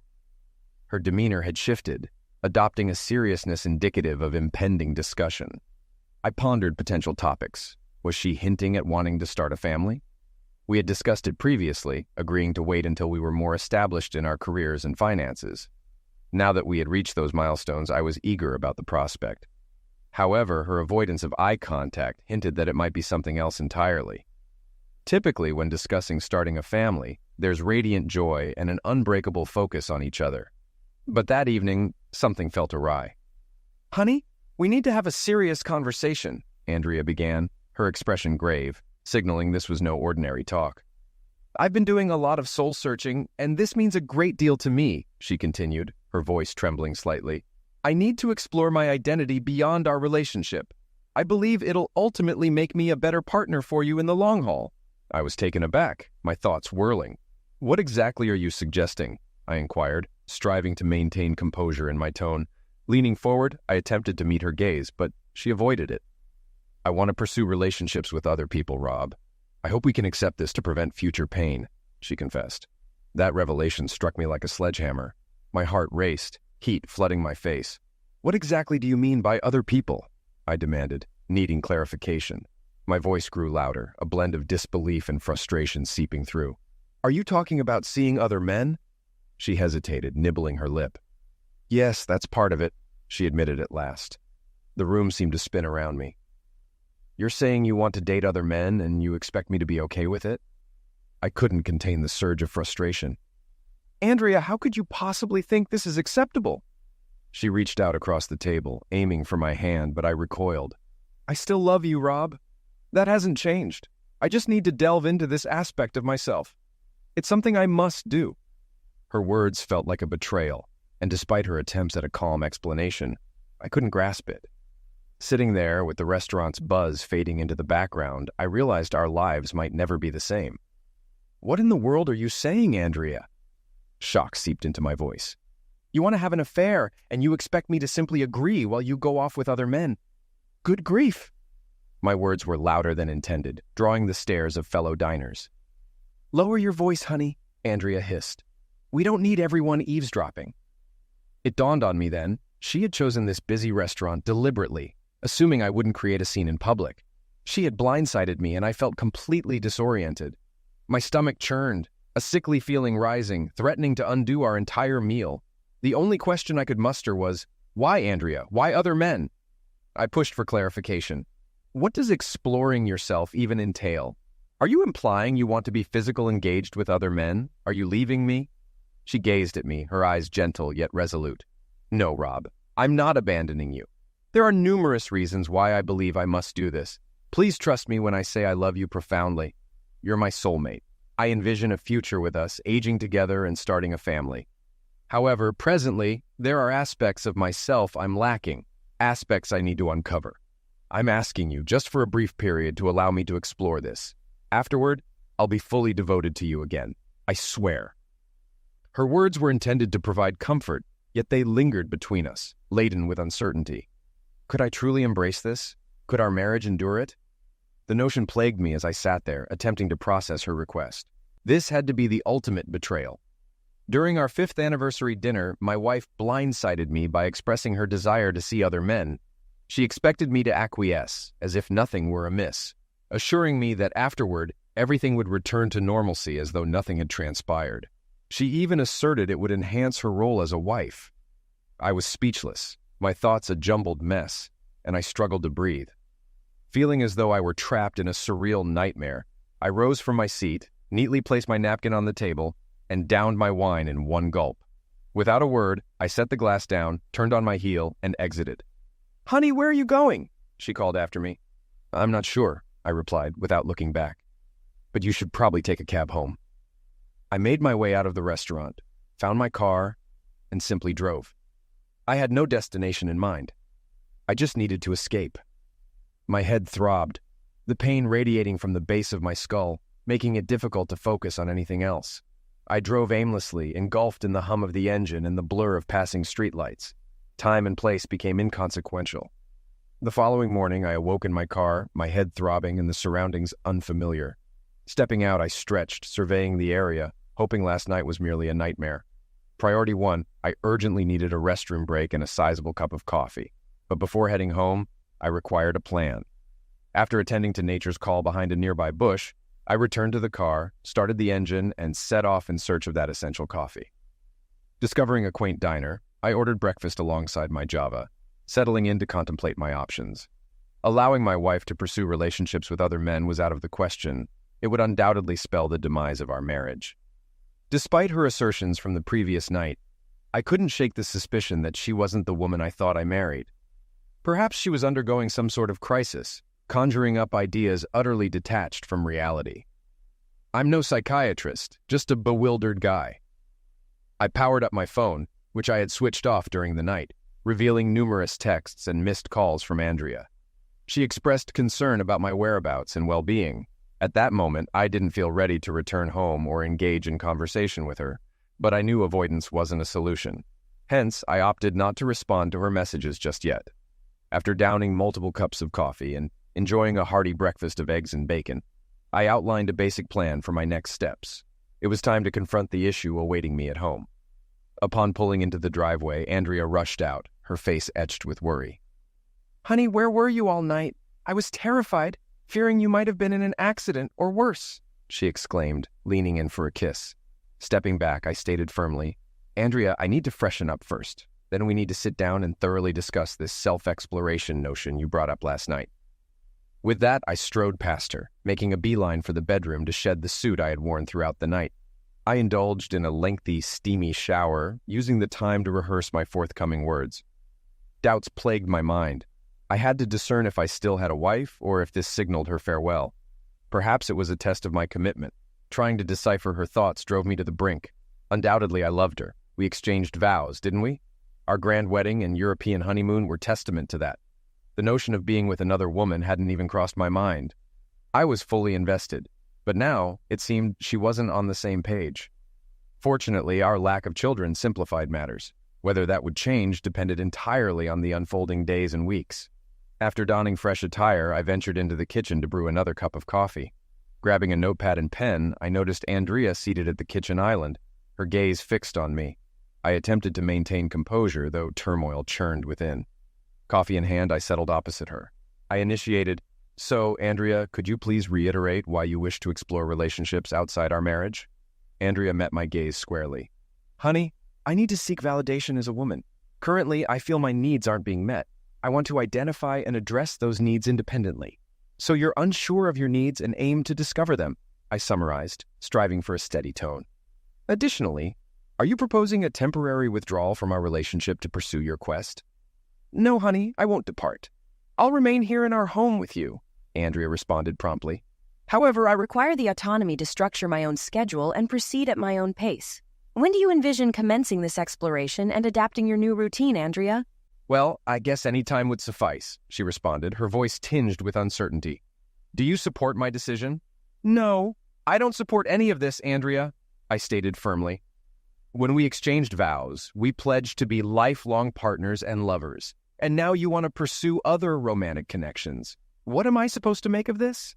It feels like you're disengaging from our marriage."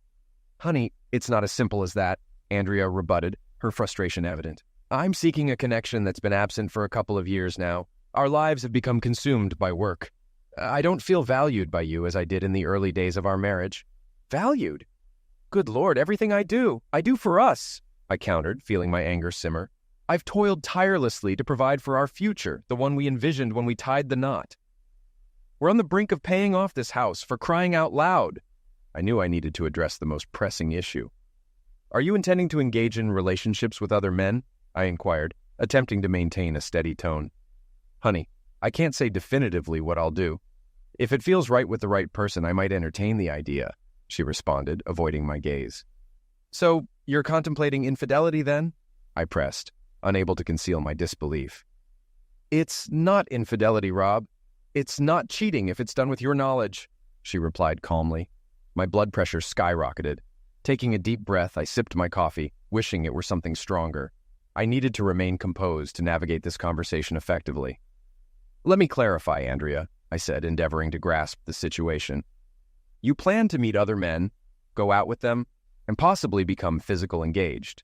Yet, you'll still reside here with me. Is that accurate? Honey, it's not quite that simple. I'm still uncertain, Andrea responded, her tone wavering. It seems pretty clear-cut to me, I countered. What about our relationship? Are we expected to pause our marriage? Do you anticipate us remaining physical engaged while you explore this? Absolutely, Rob. We're a family, you and I. I love you deeply, and I want us to remain a family. This is just something I feel compelled to do for myself, she explained, her eyes pleading for comprehension. And how frequently do you envision doing this, Andrea? Every weekend? Multiple times a week? Every night? How far do you plan to take this exploration? I pressed. I haven't decided yet, honey. Why are you so fixated on the specifics? Andrea asked, her frustration evident. Well, I need to understand what my life will entail while you're out meeting, dating, and being with other partners. I don't have a girlfriend, Andrea. Not yet, at least, I remarked, the bitterness slipping into my tone unintentionally. Taking a deep breath, I struggled to contain my anger. Andrea, I need some clarity before we conclude today. Have you genuinely committed to this decision? Have you considered the impact on our marriage? Andrea nodded, but evaded a direct response.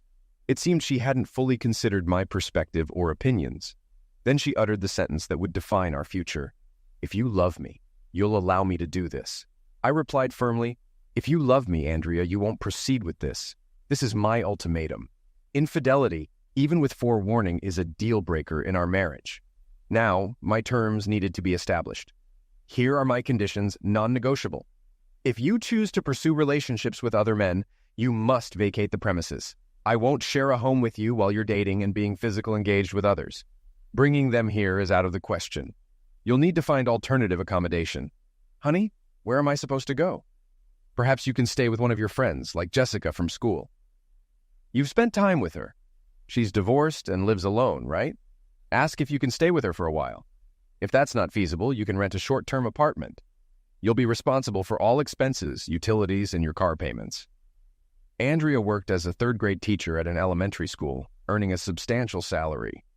Meanwhile, I served as a forensic auditing specialist for a prominent firm, enjoying a good income along with yearly bonuses. Based on her remarks, it seemed I wasn't fulfilling all her needs within our relationship. Andrea appeared to perceive my newfound willingness to compromise as she made eye contact, presuming she had gained the upper hand. Continuing, I stated, So, if you're considering an open marriage, I suppose I'll need to exercise patience while you pursue extramarital relationships. Will you eventually return to our home, Andrea? Honey, absolutely. I cherish you deeply. You're my husband, and I envision building a family with you. I countered, What am I supposed to do while you're involved in physical engaged relationships with other men? Do you expect me to remain faithful? Should I await your return with open arms and love after you've finished with your boyfriends? Have you considered the impact on me at all? I want you as my husband, honey, and only you. Regardless of my actions while I'm away, my feelings for you won't change upon my return. I want you to be my husband and the father of our children. I couldn't help but find this declaration of love peculiar.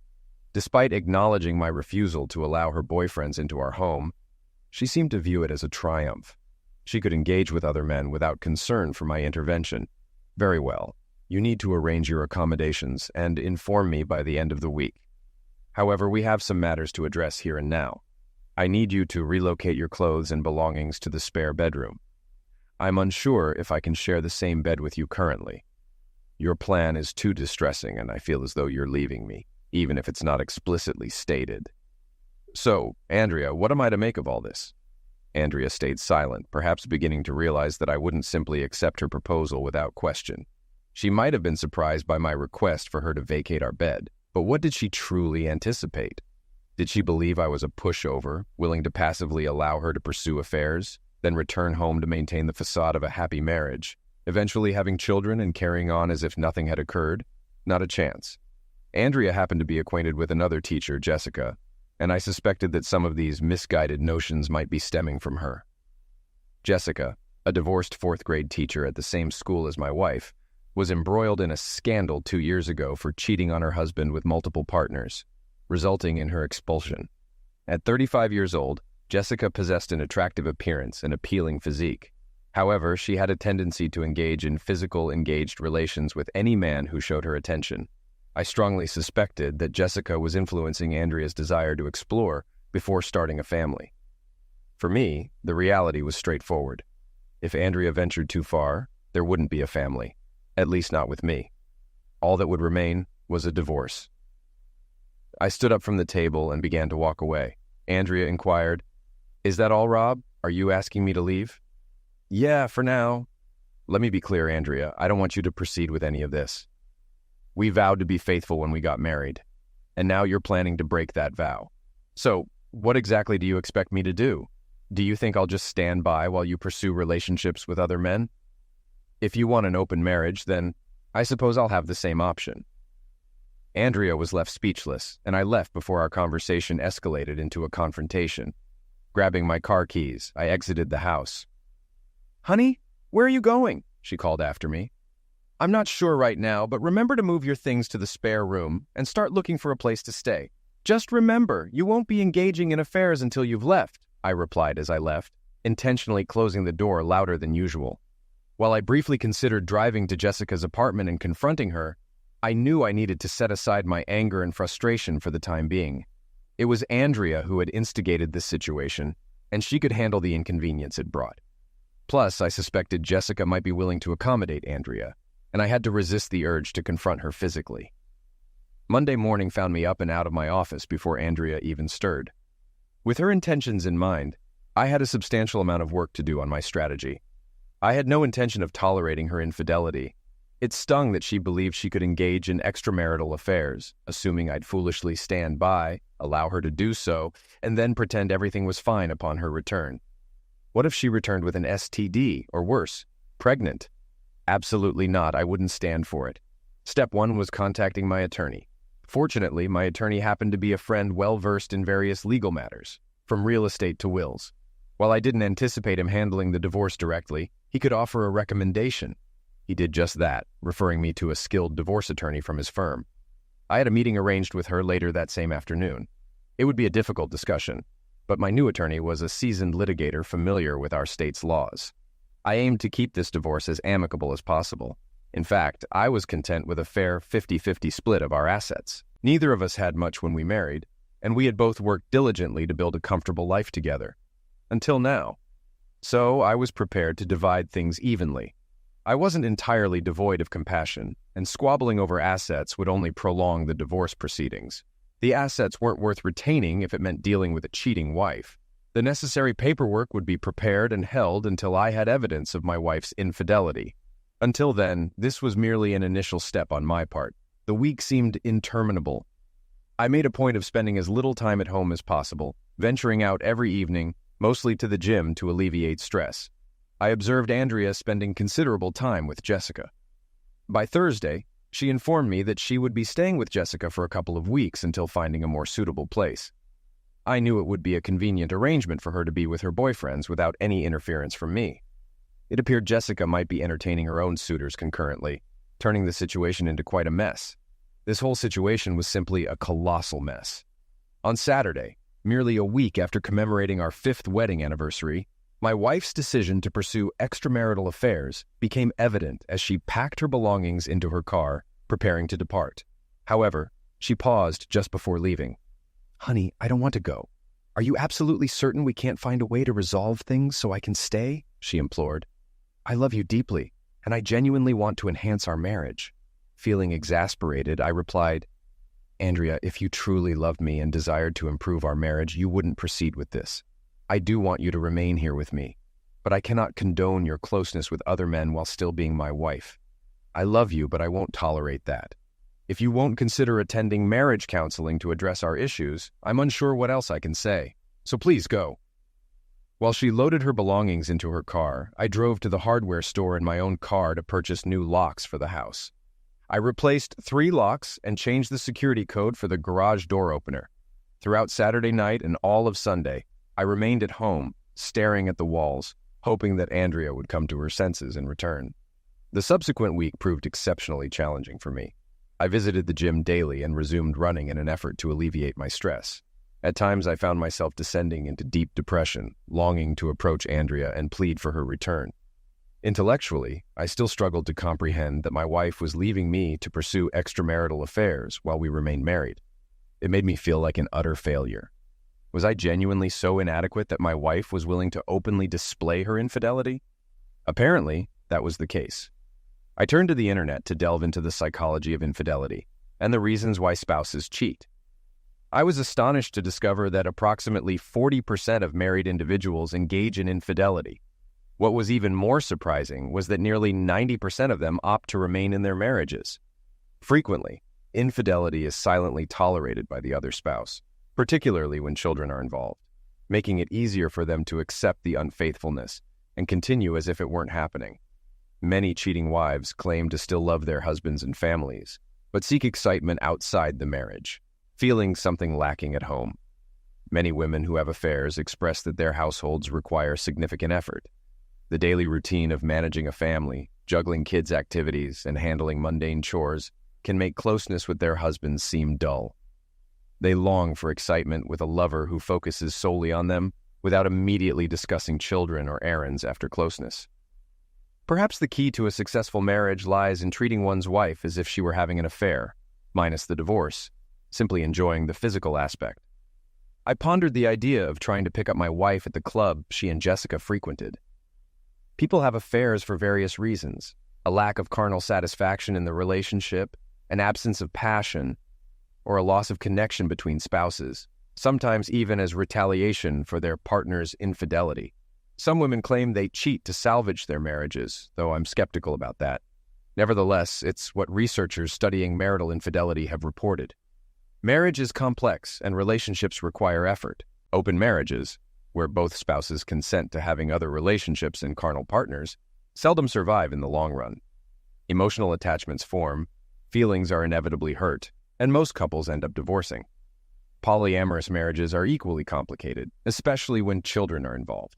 The threat of introducing a carnally transmitted disease into the relationship is a constant concern. Personally, I believe monogamy is the best approach in a marriage. If both partners don't agree with it, they should reconsider their commitment to each other or look for different individuals to be in a relationship with. Did I neglect my wife and push her away? Did I fail to provide her with enough attention while I focused on building a life for us? Was I mistaken? I'm uncertain. What I do know is that I felt unhappy about my wife leaving our home to engage in extramarital affairs. She sought things she believed I wasn't providing, but I didn't see her actions leading to an improvement in our marriage. And so, the following week passed by slowly once more. I refrained from calling my wife, and Andrea only sent one text, requesting that I forward her mail to her new address. Her communication gave no indication of her desire to salvage our marriage. It was all business. It was evident that she was actively executing her plan to find a boyfriend, or possibly even 2, for some enjoyment. The idea crossed my mind to tail her from her apartment to wherever she and Jessica were headed, just to find out who she was meeting. I drove past the apartment multiple times, but resisted the urge to stop. I realized I couldn't subject myself to that. I needed to let her make her decision, or she would never truly be my wife again. With each passing day, the likelihood of her returning diminished. Furthermore, the longer this situation dragged on, the less inclined I was to take her back. A month elapsed with minimal communication between us when, unexpectedly, Andrea showed up at the house unannounced. When her key didn't work in the lock, she rang the doorbell and knocked. I answered the door, maintaining a stoic expression. "Andrea, what brings you here today?" She replied, "Honey, my key doesn't seem to work in the lock. What's going on?" I responded matter-of-factly. "That's because I changed all the locks." I blocked her from entering when she attempted to come inside. "What do you want, Andrea?" I inquired. She replied, "I came to retrieve a few things I left behind when I moved in with Jess." Once again, her visit wasn't about seeing me. It was purely business, focused on her belongings, with little regard for me or the pain she was causing. She didn't seem to realize the hurt I might be experiencing. Was she that naive or deluded to think I wouldn't care about her carnal encounters with other men? Or that I'd eventually take her back? "There are some boxes in the garage with your things that I gathered from around the house." "Why did you do that, honey?" she asked. I let her inside since, after all, it was still partly her home. We proceeded to the garage where she saw numerous boxes filled with her belongings ready for her to take. "How long are you planning to stay with Jessica?" I inquired. She replied, "Jessica's been really supportive. I'll be with her for a bit longer. I'm sure it'll only be a few more months and then I'll be back, a better wife to you, honey. Then we can start a family together." I couldn't help but roll my eyes internally at her comment and feel a sense of disgust. How could she believe that her involvement with other men would somehow make her a better wife and prepare her for motherhood? I had entirely different thoughts on the matter. "So, have you found a boyfriend yet?" I asked bluntly. Andrea blushed in response, and I didn't need an answer. I already knew. She finally admitted, "Jess and I have been on some dates with guys from the club we go to, but that's about it." I couldn't resist probing further. "How's the physical engaging with your new boyfriends?" Andrea turned even redder and began searching through the boxes for her belongings. I left the garage and returned to the kitchen to have my coffee and read the newspaper.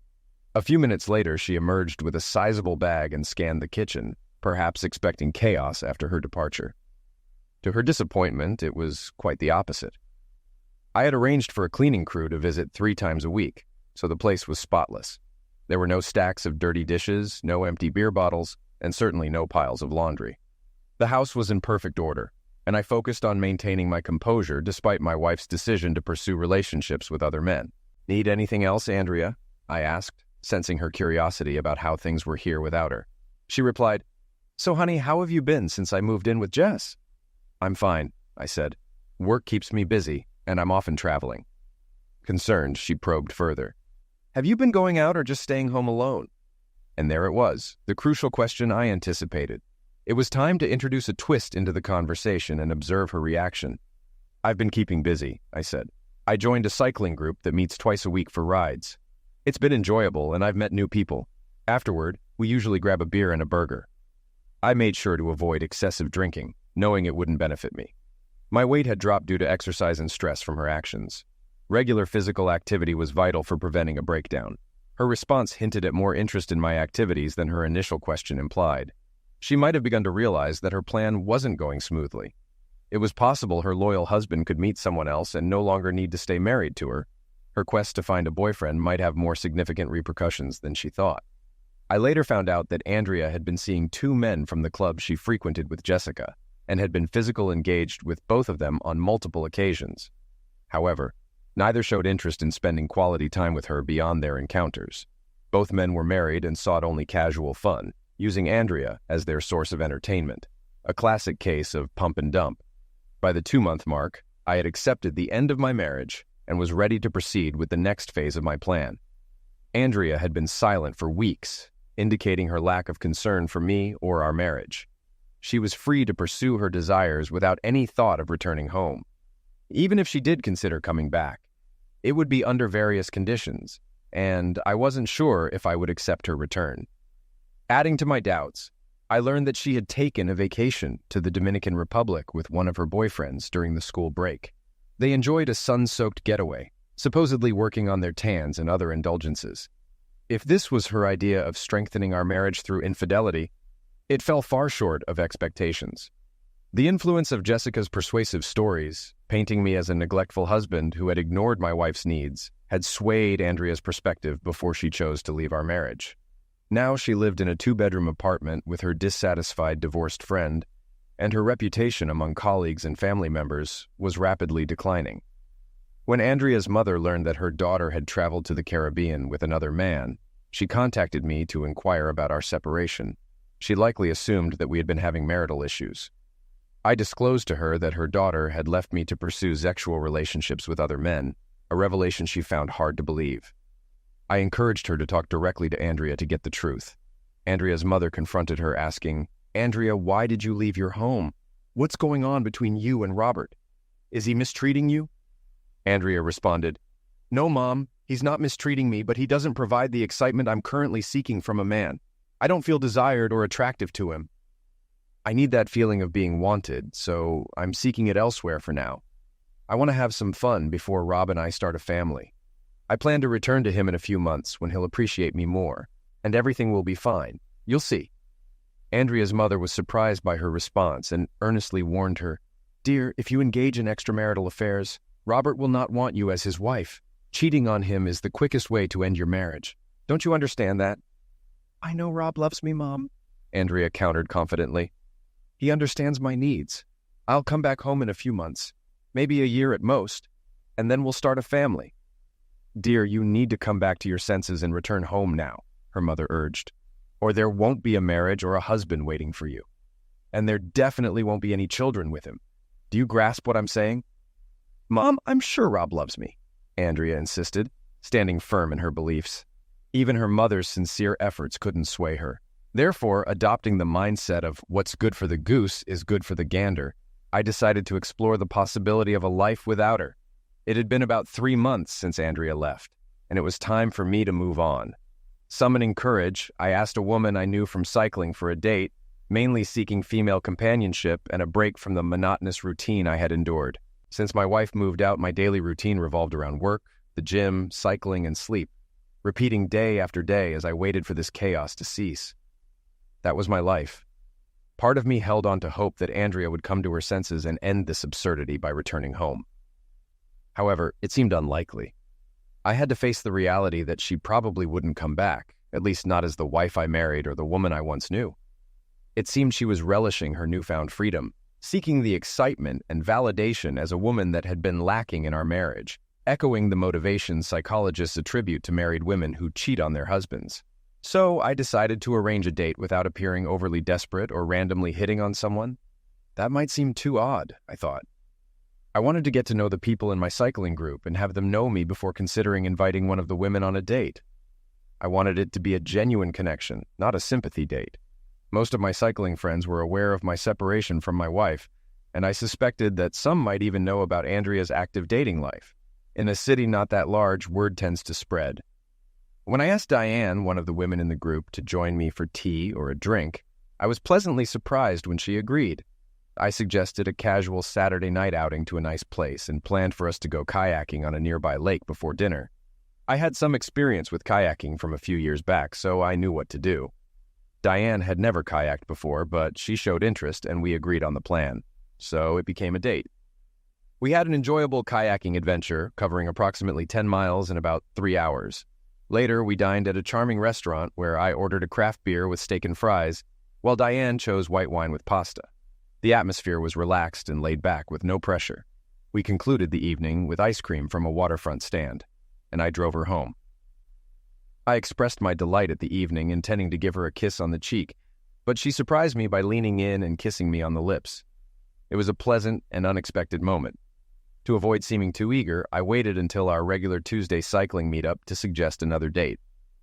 Surprisingly, Diane expressed concern that my lack of communication meant I didn't enjoy our time together. I assured her that I had a wonderful time and cherished our outing and her company. We arranged a Saturday date for a round of golf. Having read online about the delicate balance of texting and calling to maintain interest, I sent Diane a text on Friday, expressing my excitement for our golf game and proposing a pickup time, offering her the option to meet at the golf club if she preferred. She preferred I pick her up, so we settled on an early afternoon time. Our time on the golf course was enjoyable, despite our amateur golf skills. That evening, we dined at my place, enjoying a barbecue and a bottle of wine. As the night grew late and I prepared to drive her home, Diane took the car keys from me, placed them on the kitchen counter, and asked to see the bedroom. The next morning, I awoke beside a striking woman, Diane, her arm resting on my chest. She had long, dark hair, captivating green eyes, and flawless skin, with a small scar on her chin, adding character to her lovely face. Standing tall at around 5 feet 11 inches, she maintained a slender figure, likely weighing around 140 pounds. Her occupation as a nurse in the pediatric department showcased her compassion for others. From the moment we met, her authentic nature and magnetic charm drew me in. We enjoyed breakfast on my patio, and our conversation eventually turned to my plans and the possibility of divorce. Though sensitive, I understood her need to clarify my intentions before investing emotionally in our connection. No woman wants to invest time in a man who might reconcile with his estranged wife soon. As I explained Andrea's peculiar justification for leaving, Diane's expression confirmed what I suspected. She didn't believe Andrea would return. Her insight nudged me toward the next phase of my plan. On Monday morning, I contacted my lawyer to assign an investigator to the case. I wanted to know how many men Andrea was involved with before serving her with divorce papers. It turned out she was dating multiple men, mostly married, gathering at Jessica's apartment for post-club gatherings. 2 weeks later, Andrea received the divorce petition, marking the start of a tumultuous period. That night, she showed up at the house, visibly distressed, holding a large brown envelope. I greeted her at the door, asking, "Andrea, what brings you here tonight?" She replied, "Sweetheart, a guy delivered these papers to me today. Why did you file for divorce?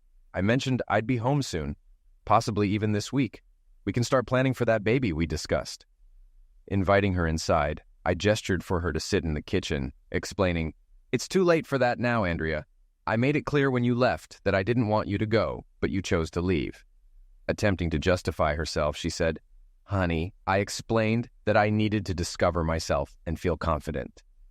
Cutting her off with a touch of sarcasm, I asked, "So, do you feel confident now? Are you fulfilled as a woman? Have you explored your desire and new relationships, met intriguing people, had your fair share of physical engaged encounters?" Growing increasingly frustrated, I pressed on, "Because it certainly seems like it to me. I've hardly heard from you since you left. You didn't even bother to call me on my birthday, probably too busy with one of your flings in the Dominican Republic that week. Your own mother reached out to me wondering why you didn't even bother to call her on Mother's Day. Have you spent this entire time chasing after physical pleasure?" She pleaded, "Honey, I love you so much, and I realize I may have gone too far. I'm coming back home today." I stood my ground. "No, you're not." "Honey, what are you talking about? I'm still your wife, and this is still my home. I'm going back to Jess's place to gather my belongings, and I'll be back in a few hours." I clarified, "Actually, you can't. Did you go through all the papers in that package you got?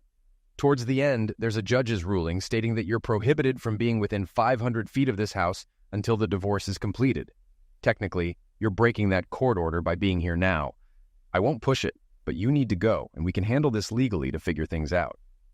Andrea was gradually grasping the gravity of our marriage vows, which encompassed promises such as love, respect, cherish, faithfulness, and the vital component of fidelity. I made it clear that this house didn't hold sentimental value for me. If she wanted it, that was fine. My half, nearly $150,000, was almost paid off, so she could purchase it for that amount. However, if she wasn't willing to pay, we would sell it and divide the proceeds.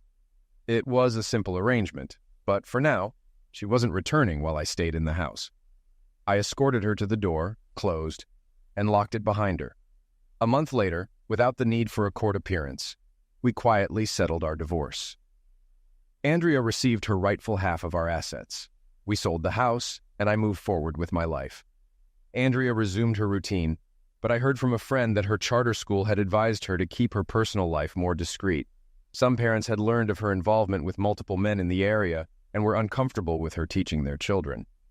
Particularly outspoken were the mothers, who seemed especially uneasy about the situation, suspecting some of the fathers may have been involved with her. Subsequently, Andrea was diagnosed with a sexual transmitted disease, not life-threatening, but requiring a year of abstinence, which wasn't a concern as she was already pregnant. It appeared one of her partners had fathered the child. Andrea's failure to consistently take birth control, her frequent hard drinks consumption, and the lack of contraceptive use were contributing factors. The father remained unidentified, but bore a striking resemblance to one of the teachers at her school, a married man. My divorce was finalized, freeing me from Andrea. It has been about a year since the turmoil with her began. I bought a new house, got promoted at work, and most importantly, Diane and I are now living together. We're excited to share two big announcements. We're getting married this summer, and we're expecting to become parents around Christmas.